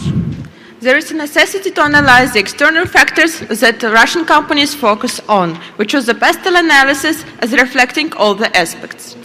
We believe that the attention is distributed fairly in approximate regular intervals, as you see on the graph. But we feel high pressure of political and economical factors on the industry, with substantial role of implementing low background and technological competition as well. So what we recommend is to decrease the dependence on import through forming alliances with relative high ability of latest technologies implementation, and in the long run it helps to observe price reduction. According to the terms of the case, our target territory is Central Russia. As we all know, Central Russia is very rich for qualified labor force and research centers, but along with that fact, Central Russia has large reserves of peat. It's enough to look at Tver, which is in the very north. It produces 2,082 million tons. Moreover, Central Russia has refinery plants that leave residual products as bitumen. So we have reviewed 2 ways to make the best use of Central Russia's resource potential. It's to develop peat industry and to develop bitumen industry. NP is a company with short but very productive history. Rapid increase and high development rates made their best. NP became one of the most stable energy companies. Despite all the barriers and difficulties, the company survived. But now, it needs a quick modernization due to, according to current financial instability. Taking into consideration company's history, we chose among cost leadership, differentiation and innovative strategy the mixture of last 2 according to Porter. How exactly should new NP strategy look like? That is the question we are going to answer. Because nowadays the world is changing. In a decision-making process we use the system of several external factors. It is highly important not just to take into account each criterion separately, but also analyze them as a big connected picture. To see the effect of factors and result of analysis, we have created a 3-criterion, 3-dimension model, 3C cube. Dear colleagues, please have a look on the slide. 3 main factors which influence the industry were taken and put on 3 axes of the cube, with values from 1 to 5. Well, the values of each parameter varies between worst and best possible. This allows us to state that all the situations in the market are inside the cube. And for better view, we've painted it with gradient from red color with the middle point of negative scenario area to red for positive one. The 3C world situation changed through the history as well, which is proved by the retrospective points from years 1995 to 2015. The cube presents 125 different political and world situations. All of them are real. All of them are possible. After that, we analyzed 4 possible ways of investment that have been chosen earlier. This picture is the result of comparison between them. For each of the alternatives, we gave the estimates from 0 to 100% and came to a conclusion that 3 of 4 plans have a high chance to be implemented. Looking deeper into each plant, it is important to choose the right combination of different plant solutions. The bitumen-modifying plant works as a reactor, heater, and mixer of usual bitumen and polymer materials. Modified bitumen is more thermo and low temperature stable. The biofuel plant works as a big collector of raw materials such as grass, forest, and peat. The peat power plant uses peat pellets as a power plant fuel. Pellets are ecologically friendly and provide a high heating value.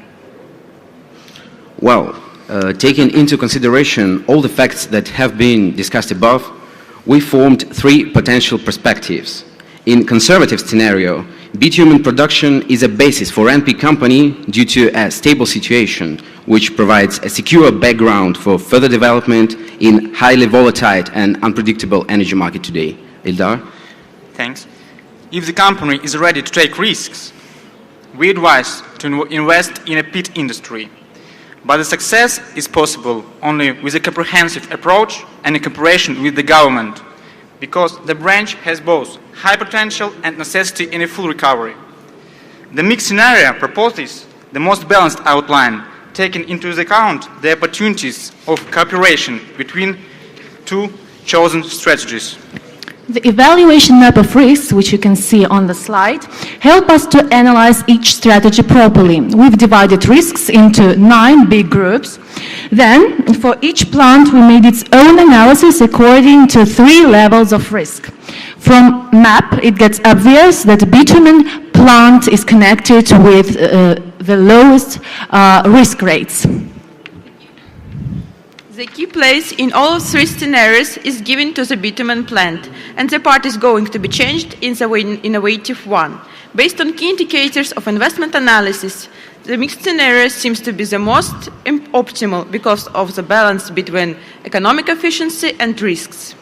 There is a necessity in dividing our project management into different stages for deeper understanding how to manage our investment flows. So, according to our plan, the realization project will last till the year 2022. The most important project stages like development and production, distribution and marketing will take lots of time, mostly the whole realization period. Summing up, we would like to say that, in our opinion, the mixture of conservative and aggressive scenario with 2 plant assets, the bitumen and the biodiesel plant, is the most perspective way of development NP in current situation.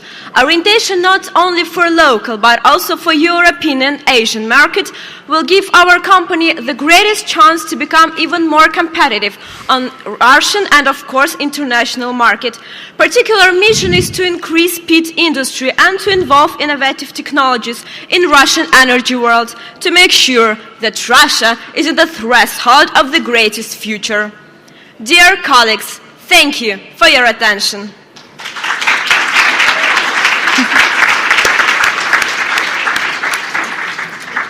Thank you, team family.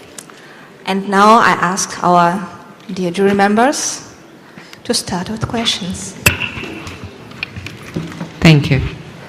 Could you please tell where you're going to develop your business? You're going to build a chemical plant outside Moscow, in the Moscow region, and we're going to take the raw material for the plant? Okay, I can answer this question. Thank you for your question.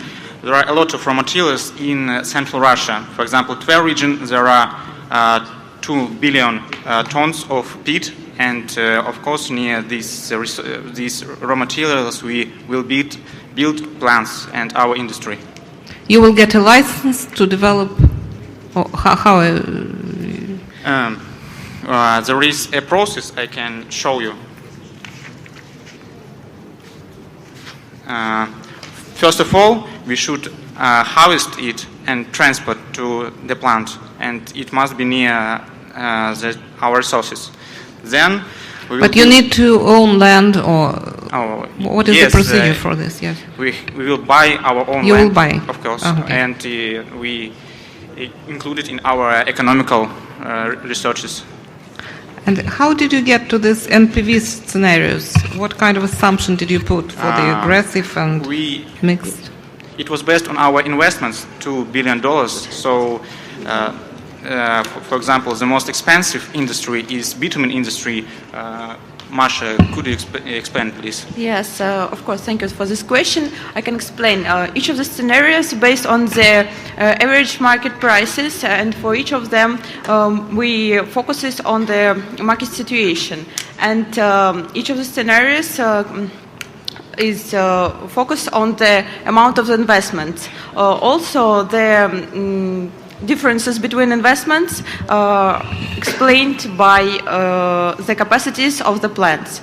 So the quantity of the plants explained by their capacity, and also the amount of investments. I can see the management of project stages here, but it's not obvious how did you get the figures for the financial analysis. But anyway. My question is around environment. Supposing you have been buying the ground, you have a license from the local government or the central government, whatever. Where is the impact of emissions? Because peat is not such a nice material. It will have a lot of emission, and the emission constraint, also looking to the COP21 in Paris next month, will have restraints on your production license and on your limitation. I don't find anything back on the risk of emission. Well, thank you very much for your question. On this question, I have to comment that the situation changed in the last decade, and we feel that in mass media, in the society, the imagination of peat industry is a little bit not up to date, let's say. First of all, peat industry is comes in our plan against coal industry, which has much more worse Emissions. numbers and parameters in field of ecology and ecological efficiency. Then the latest technologies which were brought in the market in last several years will help us to show one of the lowest aggressive factors against environment today. Can I add something? I agree with Leonid, and please look at the management of our project stages. There is such stage as research and development, and it lasts during all our realization. So new technologies, new innovations, and I surf the internet. There are now a lot of peat projects, for example, in Africa, and new technologies help to reduce the emissions. So I think if we would invest in it, so we would have a good effect, good result. After reading the literature on the material, we feel the potential of this industry also in the field of efficiency with the environment. I'm absolutely agree with my teammates, and I also would like to say that peat industry is as a blue ocean. It's not so competitive, and we are absolutely sure that we have a lot of chance to become successful in this industry and to increase this in the world level.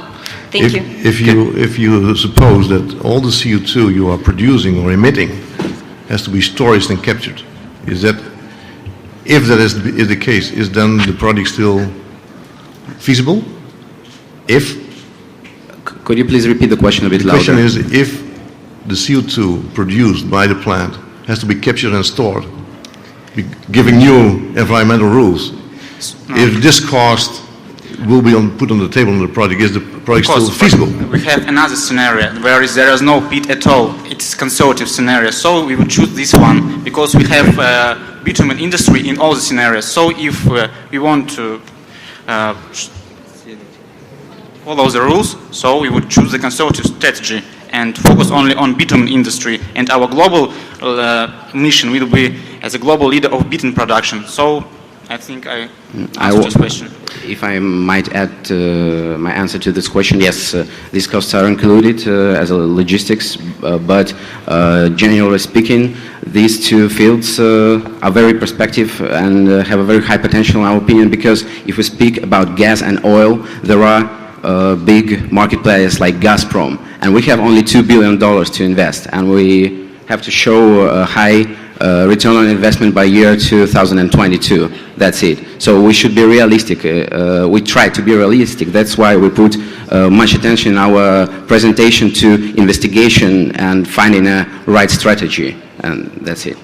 Can you and the correlation between two industries like bitumen industry and peat industry is limits to zero. That's why we estimate our risks, market risk at possible low level.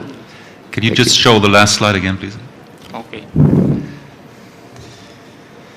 Here I'm still struggling what exactly your proposal is, because your recommendation is very, very broad. You say development of biofuel market, merger of bitumen and peat recycling. Earlier you showed a chart of power production out of peat. What exactly is the proposal? Thank you. I will continue. To answer the question, I will ask Ildar to give us the slide with 3 strategies. So this one will help us, and here we have 3 scenarios, as we said, and this is the mixture of, so we have 2 possible branches: bitumen industry and peat industry. Peat industry we find as a venture, more like a venture business with very high return on investments, but very high risks. And to decide on which risk the board of directors is ready today, let's say, if we present our project, so we need to combine it right here. So for conservative one, we take 1% of bitumen industry, and for bitumen industry, as you understand, this is the material which is needed and is popular all over the world. We are oriented in Asian markets, in Russian local market. We are orientated at European market as well, because we work in Central Russia. As I answered, so we should find the right combination of these both options, depending on the risk the board of directors is ready to accept. And I'd like to add that in our industry, it's always very important to rely not just on one field of development. It's very important to choose some different strategies and to construct different plans to get different effect. That's why we've created a great 3C cube, where we found different ways of development of our country. They present also political background, resource factors, and resource prices, and technological factor. And that's why we want to show you that we see all different ways of development, because we don't know which political situation will be like in 2 or 3, 5 years. So it's very different. That's why we want to create different ways of development. That's why we've chosen different plans and different strategies. Sorry, can you show the slides, Ildar, please, with the potential growth of peat? Just some retrospective facts. Many years ago, peat industry was really popular in Russia. So there were many factories and plants in the central Russia in general that produced plants, and it was just, a lot of investments put in this industry. And you see that then in some years ago, the industry fell down, because people realized that gas and oils are easier and so on. But we can show you the forecast that in some years the peat industry and its population will grow faster and faster. That's why we think that we have to do our best to develop it as soon as possible. And of course, it's diversification of investments. And of course, we're young and it's always nice to develop innovative technologies. And that is our greatest aim. Thank you. And we should never forget that some times things happen by accident in our lives, and if we see such big amount of consuming peat in the Soviet Union because of first and numerous amounts of it, and I want to underline that this mineral is renewable, by the way, so we feel the potential of it. Thank you. Thank you very much. Thank you, team family. You are the pioneers in our new future peat industry. So we wish you success. And now I kindly ask you to go back to your seats. Just please, we spoke a lot about peat, but don't forget that we have bitumen industry as a secure basis for our company.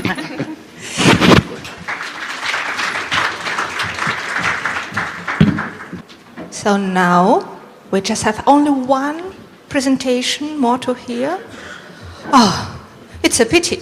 I invite our last team. It's a German team, which has chosen the original name of the company, NP 2.0. So guys, good luck. The stage is yours. Thank you. Dear ladies and gentlemen, once again, but for the last time, welcome to our presentation. My name is Isabel Luther. I'm the leader of team NP 2.0. We are from TU Bergakademie Freiberg. I will present you our thoughts on NP case study. I will begin with an analysis of NP's business units. The figure shows the different units subordinated to the life cycle stages. This provides the basis for our further strategies. The gas ENP is placed in the growth stage because of its high potential. In this sector, the demand is increasing because there is an overall trend of a stronger energy awareness by customers. In relation to gas ENP, the other business units are of a lower growth rate. So petroleum refining, petrochemistry, oil and gas transportation, as well as gas ENP are placed in the major stage. At least the mining division is placed in the aging stage. Coal as an energy source is not welcome anymore because of its tremendous environmental effects. So on this basis, the business units are summarized in these charts as a current portfolio of NP. In order to improve NP's long-term strategy, we want to realign this portfolio. So as a first step, we eliminate the mining division because, as I said, mining is not welcome anymore. It does not fit the trend of cleaner energies. But we want to improve NP's company image and corporate social responsibility. So we replace the mining division by renewable energy. Additionally, we add electricity distribution as a further pillar. Thus, in the future, NP is independent from the energy sources the power comes from. Besides this long-term strategy, we also concepted a short-term strategy. When developing our projects for this short-term strategy, we considered some important factors. First of all, the purpose is to shift the focus of NP from a concentrated oil and gas company to a more diversified energy future. By that, the focus is on the territory of Central Russia. And also, these projects has to become profitable until the year 2022. Further, we did not to decide all of NP's oil assets. We want to keep oil as a pillar because we need the short-term revenues, and we also need the oil for the production of petrochemicals. So we decided just to sell 75% of NP's oil assets to get an investment basis of 1.5 billion euro for the realignment of NP. Further, there are some major trends and challenges which the projects address. We give NP the ability to meet its international responsibility of ecological and climate challenges. Besides, the projects are aiming at meeting the rising energy demand as well as the increased need of energy efficiency. Further, the projects address the trend of shifting the power generation sector from gas and coal, from oil and coal to gas and renewables. Against this background, our first proposal is Samara shale oil development. By the way, you can see in the right corner a diagram. It shows how we allocated the investment basis of 1.5 billion to the different projects. And the actual project is distinct from the two other projects. So here we invested 720 billion euro. We need the Samara shale oil project to generate immediate profits. We don't want to completely divest from oil to generate also a feedstock for the production of petrochemicals. Further, the Samara oil field is located in central Russia, and there already exists an infrastructure.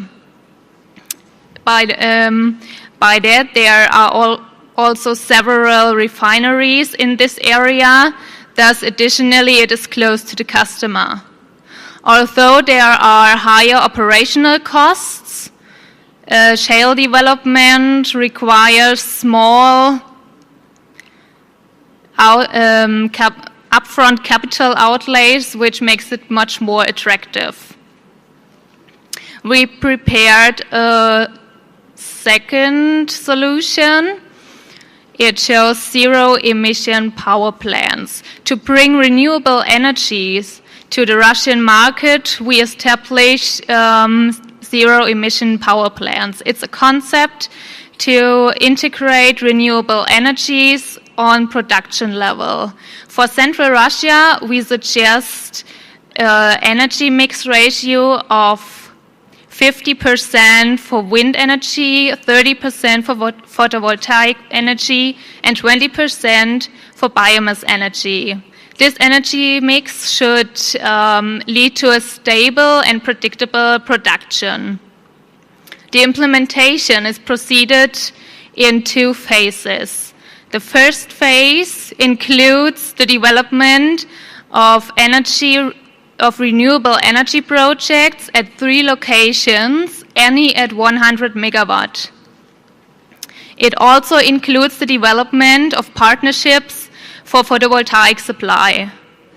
The second phase compasses the supply of decentral consumers, especially in the rural area, with clean and affordable energy. Our third solution addresses contracting business. This means the restoration of not insulated buildings. To have a basis for this project, NP has first to establish an Insulant division. With Insulant division as a partner, it is possible to gain a solid customer base and to purchase insulation material on better terms. The high quantity of not insulated buildings offers the opportunities for both the insulation division and the contracting business. At the end, please let me say some words. We did not know the whole market conditions, so it's not possible to find the only solution. Further market analysis is needed to give well-founded, completely strategies. However, we think investments in shale oil, renewables, and petrochemistry would make sense to reach a greener and more diversified basis. So, dear audience, I hope you enjoyed our ideas, and in the name of our team, I want to thank you very much for your attention.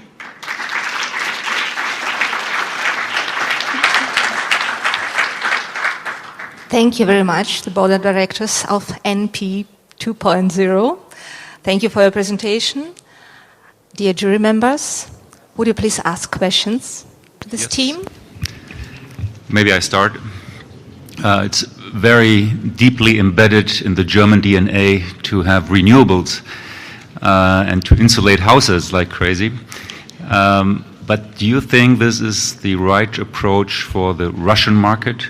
Because how is a zero-emission power plant made up from renewables going to compete against low-cost gas-fired power plants of Gazprom and others?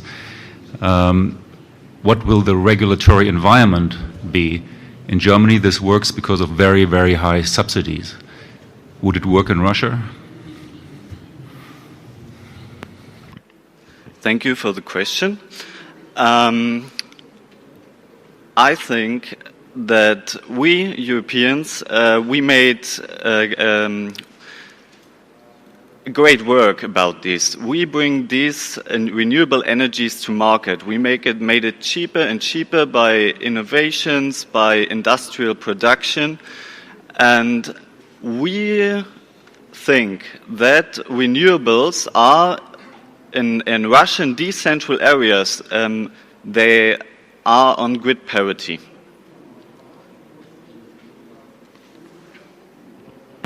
You think or you calculated?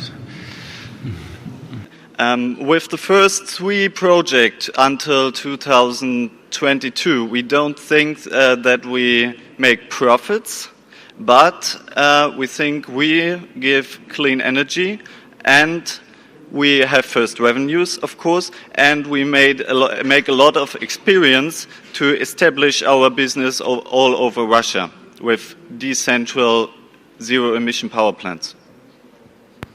Okay, if I would be shareholder of NP and you sold some oil assets to get into this new business, I would have some doubts if it takes so many years until profits are generated, because I want to see my dividends.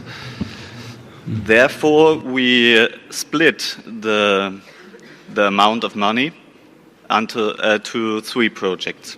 So we diversified our investment. A question on my side, a rather remarkable combination of renewables and shale oil. If we look to the economics of shale, except in Europe because they don't like shale, so that's not an option. But if we look to the United States versus the Russians, I think the Russian shale perspective is much more expensive than the United States. So, or you find somewhere a field which is extremely good, or the figures is not really healthy, I think. Could you something tell us about the cost perspective of shale oil in Russia versus proven shale production in the United States? Thanks for the question. The thing is that, as we said before, the Samara shale is actually already developed. It was a conventional oil field back in the days, so we have all the infrastructure and the refineries, the pipelines, and everything is basically in place. And on the second hand, we have low risk there because we already know the geology. We know we have a lot of offset wells, so from exploring it or developing it, there's really a low risk. And on the other hand, beside the fact we have to frack those reservoirs and we have to put some money in, it will generate money quite in a short time frame. So this was the idea to at least calm the investors a little bit down. We know if it's a shallow reservoir, for example, so the drilling costs would really be really low, especially at the moment where the rig rates are so low. We are really in a good position actually because we have the money and we can invest it now, and the oil price probably will rise again, and so we are, I think, in better shape than the competitors. Concerning the competitors, they are looking for the let's say the big plays in Russia, like they are conventional reservoirs where they can make a lot of money, and probably not a lot of people are interested in developing those shale plays. So this might be kind of a niche to we can sneak into. Did you already had 1, 2, 3, 5 drillings? Any drilling? Excuse me again, please. Did you already 1 or 2 drillings to more or less test it, or still something has to be done in the first stage if it concerns shale drillings? Well, there are already some wells drilled there in the conventional reservoirs. So, was this the question, or I really didn't get it? No, if a country, even like Holland, wants to know something about shale, anyway we have to drill 400 wells to know something about an estimate. Oh yeah, this is yeah, exactly. This is the risk. We don't know the quality of the shale. This is the big issue. And we know it when we produced it, so yeah, it's right. We don't know exactly the quality of the shale and where it is, but you have some luck. You have to have some confidence in your project. So that's what we have.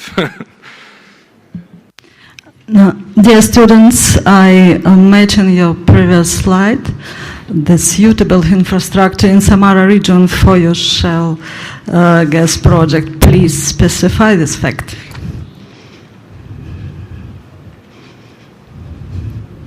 Sorry, could you maybe repeat? Namely, infrastructure in Samara region. Okay, there is actually conventional oil right now, as we read it. So you have infrastructure from refineries, and we try to use this again because it's ours. So we don't actually sell our all oil assets, and we want to use our old infrastructure. Otherwise, you have a lot of people working there, and that was also kind of an idea. And please explain your new approach to presentation, only women choice. Is it gender revolution?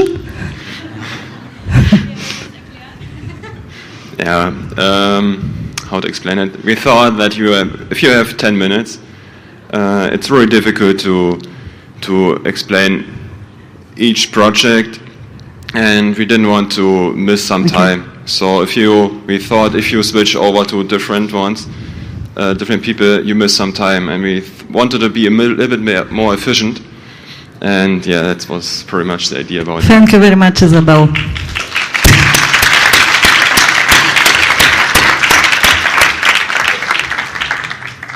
Thank you very much, Team NP 2.0. Thank you for nice insights. Please go back to your seats. And the audience, we have listened to 5 different presentations now. We have got 5 different ideas and approaches for teams which represent the same company, the same imaginary NP company. All of those guys had the same resources at the beginning of their work. They had the same obstacles on their way, the same risks. Their ideas alone made the difference, and it will be certainly very difficult for our esteemed Judiciary Committee to come to a conclusion which team did its job better.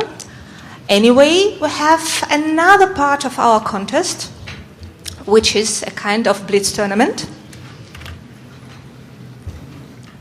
So I have first to explain the idea of the blitz tournament to you.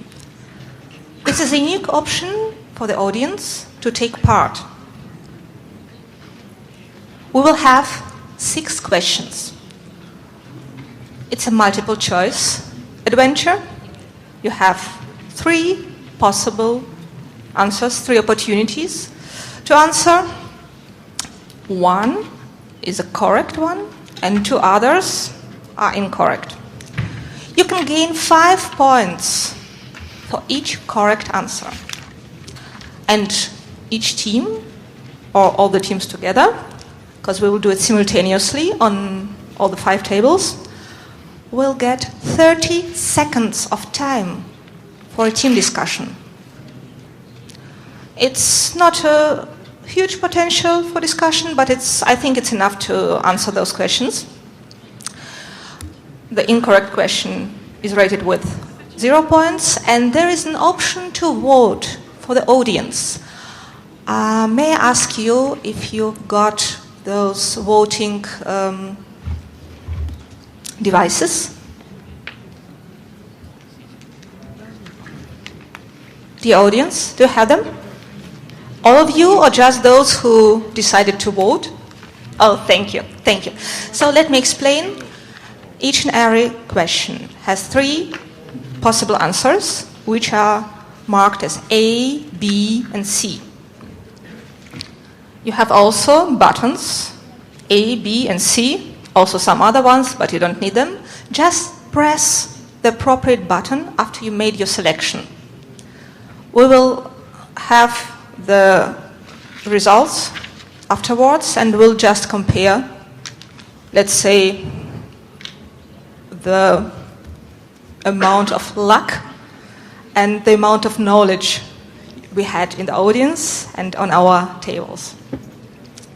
So I will now have a little difficulty to combine 4 different things in my 2 hands, since I have a hand microphone. But I think we will be able to do this job anyway. So I will now show you the first question. Then I'll say go. 30 seconds, start. After 30 seconds, I say stop and ask teams to hold up their scorecards, which are also marked with A, B, and C. We start with the first question, which reads, what is the length of the longest underwater gas pipeline? Okay, thank you. What is the length of the longest underwater gas pipeline, Nord Stream? Is it A, 1,124 kilometers? Is it B, 5,200 kilometers? Or is it C, 3,541 kilometers? And now go.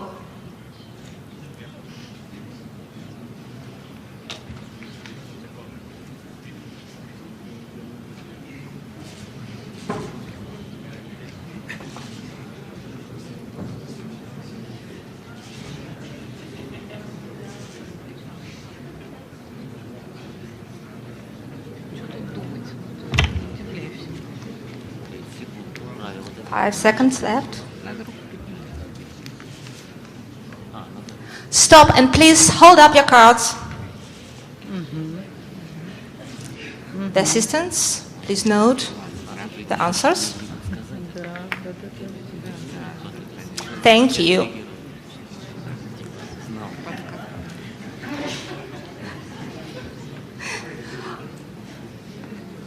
And the right answer was A. All of our teams knew the right answer. Well done, guys. Great job. Our audience had another preference. Our audience thought it would be C. To be honest with you, first time as I read the questions, okay, it was already marked as correct or incorrect, but I would say C. I'm with you guys, but it's wrong, unfortunately. Okay, our next question will be, which of the market oil crudes does not exist? Is it A, the West Texas Intermediate? Is it B, the Dubai crude? Or is it C, the grass crude? Go.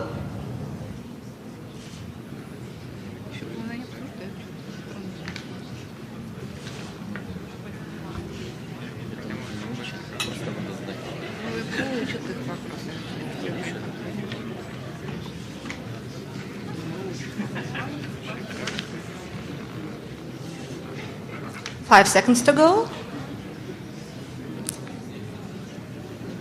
Stop. Please hold up your cards. B, C, C, C, C. Assistants, please note the answers of the teams. And now we get the answers of the audience. They say it's C, definitely. And the correct answer is C. There is no grass crude on the market. Thank you, guys. Let's proceed to the next question. What percentage of taxis in South Korea are using liquid gas fuel approximately? Is it A, 50%, a half? Is it B, 70%? Or is it C, 99%? Now go. Please hold up your cards. B, C, B, A, C. And what is the answer of our audience? You don't trust South Koreans. You don't trust them to be, let's see, pioneers in liquid gas, in their cars, in their taxis. Why don't you trust them? The right answer, the correct answer would be 99% of taxis in South Korea use LPG. In the process of LNG production, natural gas is reduced in volume to 200 times, it's the answer A, or B, 400 times, or C, 600 times. Go. Stop. Please hold up your cards. C, C, C, A, and B. And what was the answer of our audience? Oh, our audience also suggested C. And this is the correct answer.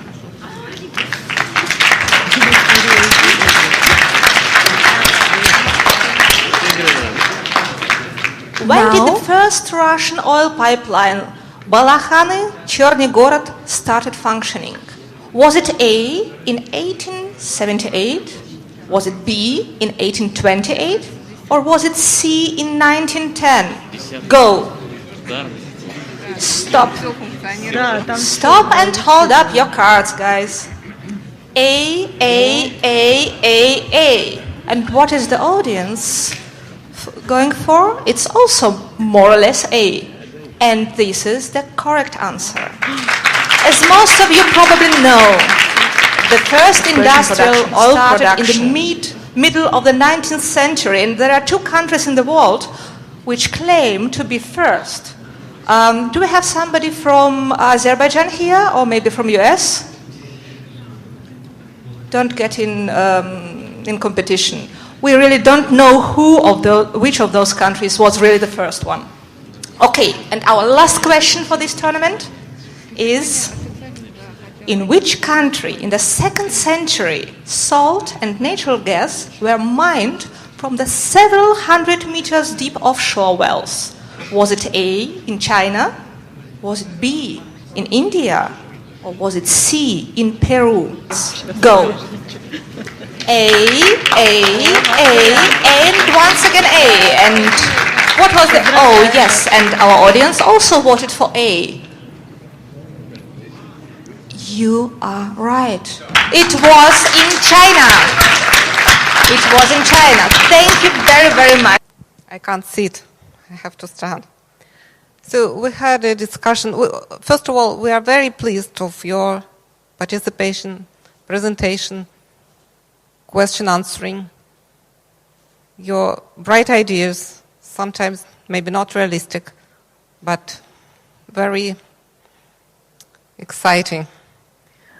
So all of you are the winners, and well done, guys. That's my first statement. And then we have the score for the presentation, for the blitz. And actually, I didn't expect myself and the members of the jury not to be prepared for the blitz. And some questions were very difficult for us as well. So we all need to learn more for the whole of our professional career. So it's presentation, blitz, and additional ranking from jury. So the total of the ranking in our final list is NP 2020 is having 65 points.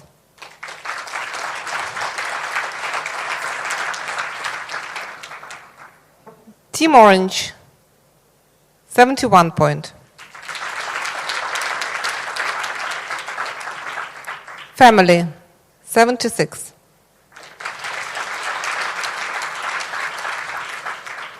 Team Fangastic, 78. And the winner is Neft, 85.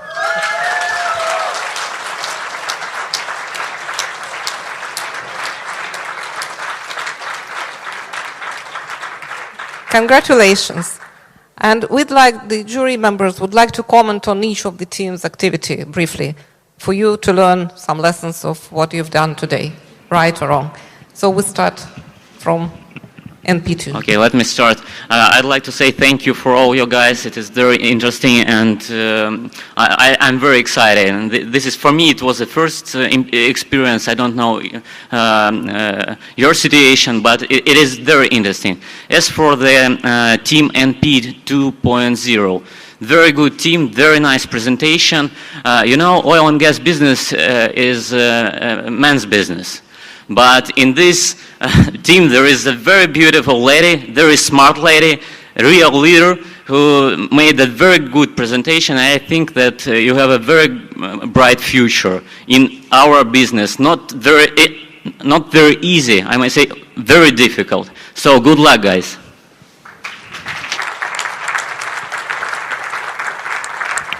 I'll comment on Team Orange. Thank you very much for a well-done presentation and for a very interesting business case you developed. Your presentation was very lively. Everybody in your team was involved in presenting. You were the team who addressed the real business issues like prices, spreads, the most of all teams. That's something I like very much. You addressed the risks, but I think it was not enough because it is very risky what you proposed. I think it's the right way forward, what you're doing, looking at business cases, looking at prices, because we live from prices and margins, and I see a bright future for you in the commercial business. Thank you. Family. So I will comment on the family. So that was a good presentation. We really enjoyed the good idea to move where the other one don't think about going. It's counterintuitive, it's out of the mainstream. It was really much appreciated. However, 2 points that we felt were a little bit missing in this good, not necessarily totally viable, but good idea, is A, the risk on the environment. That was a big issue and it was a little bit set on the side. So if a management is going to take that kind of risks, it needs to understand them. And the second point, which could have been made better in the presentation, is you proposed 3 strategies, good ones, but we would have liked to have a proposal, to have some recommendation on which strategy would be best suited to the company. So that being said, very good analysis and quite a clever idea. Thank you. Team van Gaza. So my German colleague did something on the Dutch team. I do something on the German team, which is in this case fantastic, or whatever you want to call it. I think it's a very balanced presentation. You did it as a team, trying to overlap, trying to find the right propositions. Also here, what already has said by FIP, business cases belong also to the domain of prices, which is extremely difficult. Your team was trying to do something in that respect. So a very balanced presentation, also including prices. Maybe we had a little bit the feeling that you were taking a lot of slides from a general presentation. Maybe you went on the right way, but maybe you should do it more in your own words, in your own setting, in such a way that it is even more powerful in the presentation. But well done, I think we received the second prize, so in this case, I think it's a perfect presentation and well done. And I'd like to comment on the winners. It's not easy. I'm not going to criticize you. You were balanced, brief, straight to the point, good analysis.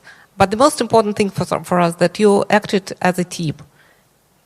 Each member was participating in the presentation, answering the questions. So well done, guys. And most of the people would like to employ all of you. If we have an option, we'll employ all of you. But this team is the best. Congratulations and good luck.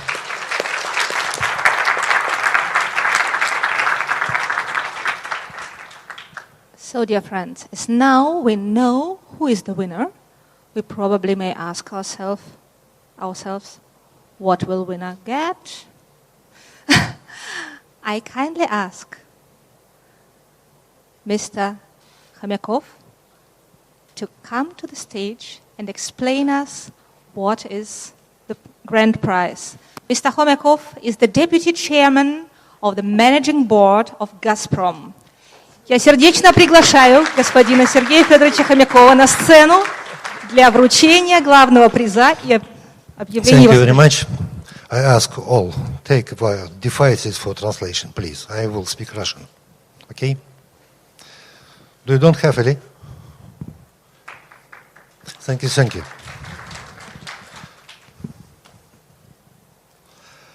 I will speak Russian.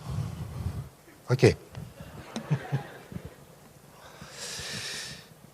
У нас замечательный приз. Прежде всего, я бы хотел поблагодарить жюри. Большое спасибо за работу. Я думаю, это была лучшая команда сегодня. Никто с этим спорить не будет.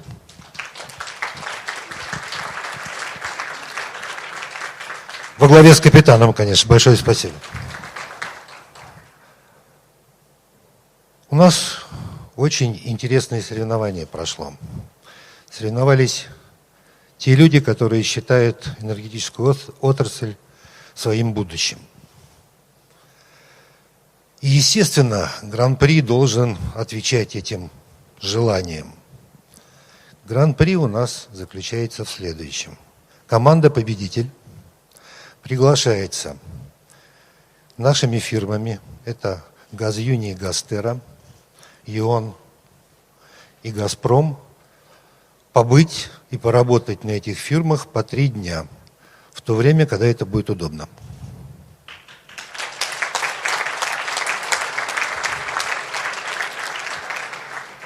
Чтобы вы представляли свое будущее, как это выглядит. Я не могу за ИОН сказать, и Газюни, Газтеру. Скажу за Газпром, где это будет. Это будет месторождение Заполярное, далеко за полярным кругом. Но это действительно там, где мы добываем газ. Это очень интересно. Это самое большое месторождение, которое дает газ половине Европы и всей стране. Дорогие друзья, я вас поздравляю с этой большой победой. Я думаю, что в будущем мы обязательно учтем, как вы здесь сражались. И еще раз приглашаю всех на работу в «Газпром». Это не значит, что все должны подняться и сразу переходить в «Газпром». Так не будет. Со временем работаем, учимся, добиваемся успехов. I invite you also to join us in «Газпром». Уважаемый Сергей Федорович, если вы позволите, для команд, которые не имеют наушников, я кратко переведу ваши слова на английский язык, поскольку иностранные нашей команды, очевидно, не поняли всего. Последнее не поняли точно. Пожалуйста. Благодарю вас. Okay, just a short summarizing for our not Russian-speaking teams. The prize for the winner is an internship at in three countries, and I cannot say about what will happen in Germany with E.ON and also Netherlands, but I can tell you what will happen at Gazprom. You will go to our gas field Zapolyarnaya. This is a real gas field where we really produce gas. So you will see how the business works. And I invite all of you to join us at Gazprom. It is, let's say, a place to have future.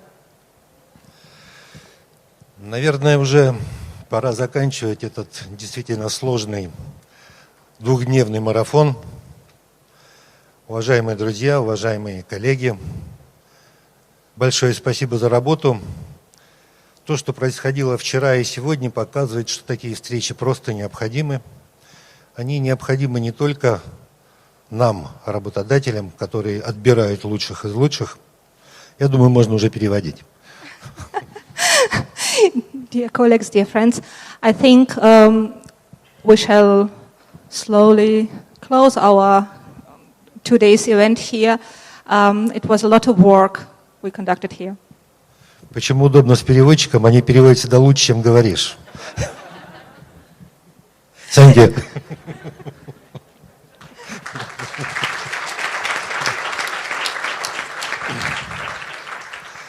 Но самое важное, что мы обязательно учтем в будущем, мы будем продолжать такие же мероприятия, скажем так, и соревнования, это чтобы вы посмотрели друг на друга. Через несколько лет вам вместе работать на этом сложном энергетическом рынке. И вы будете делать будущее и Европы, и всего мира в энергетике. Желаю вам прекрасного будущего. Энергетическое будущее, оно всегда прекрасное. Спасибо. The most important thing that you can learn at such kind of event is to work with each other, to cooperate, because some years later you will cooperate once again, not as students in the contest, but in your real business, in your real work. And it will help you to cooperate successfully within Europe and all over the world. So I wish you a bright, energized, energetic future. Thank you. И, насколько я понимаю, наше сегодняшнее мероприятие закрыто. So, as far as I understand, we close. Да, но перед тем, как закрыто, надо вручить сертификат. Команда победитель, выйдите сюда, пожалуйста. But before we close the event, we have to invite the winning team on the stage to get their prize.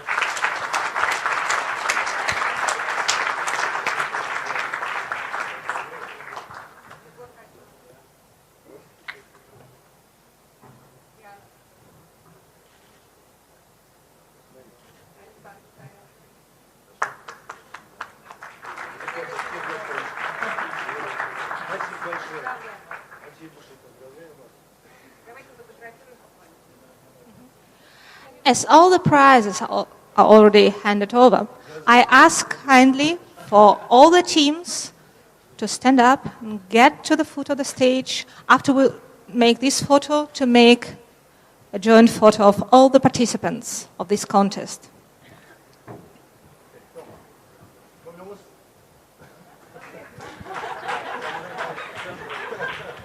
Come on, guys.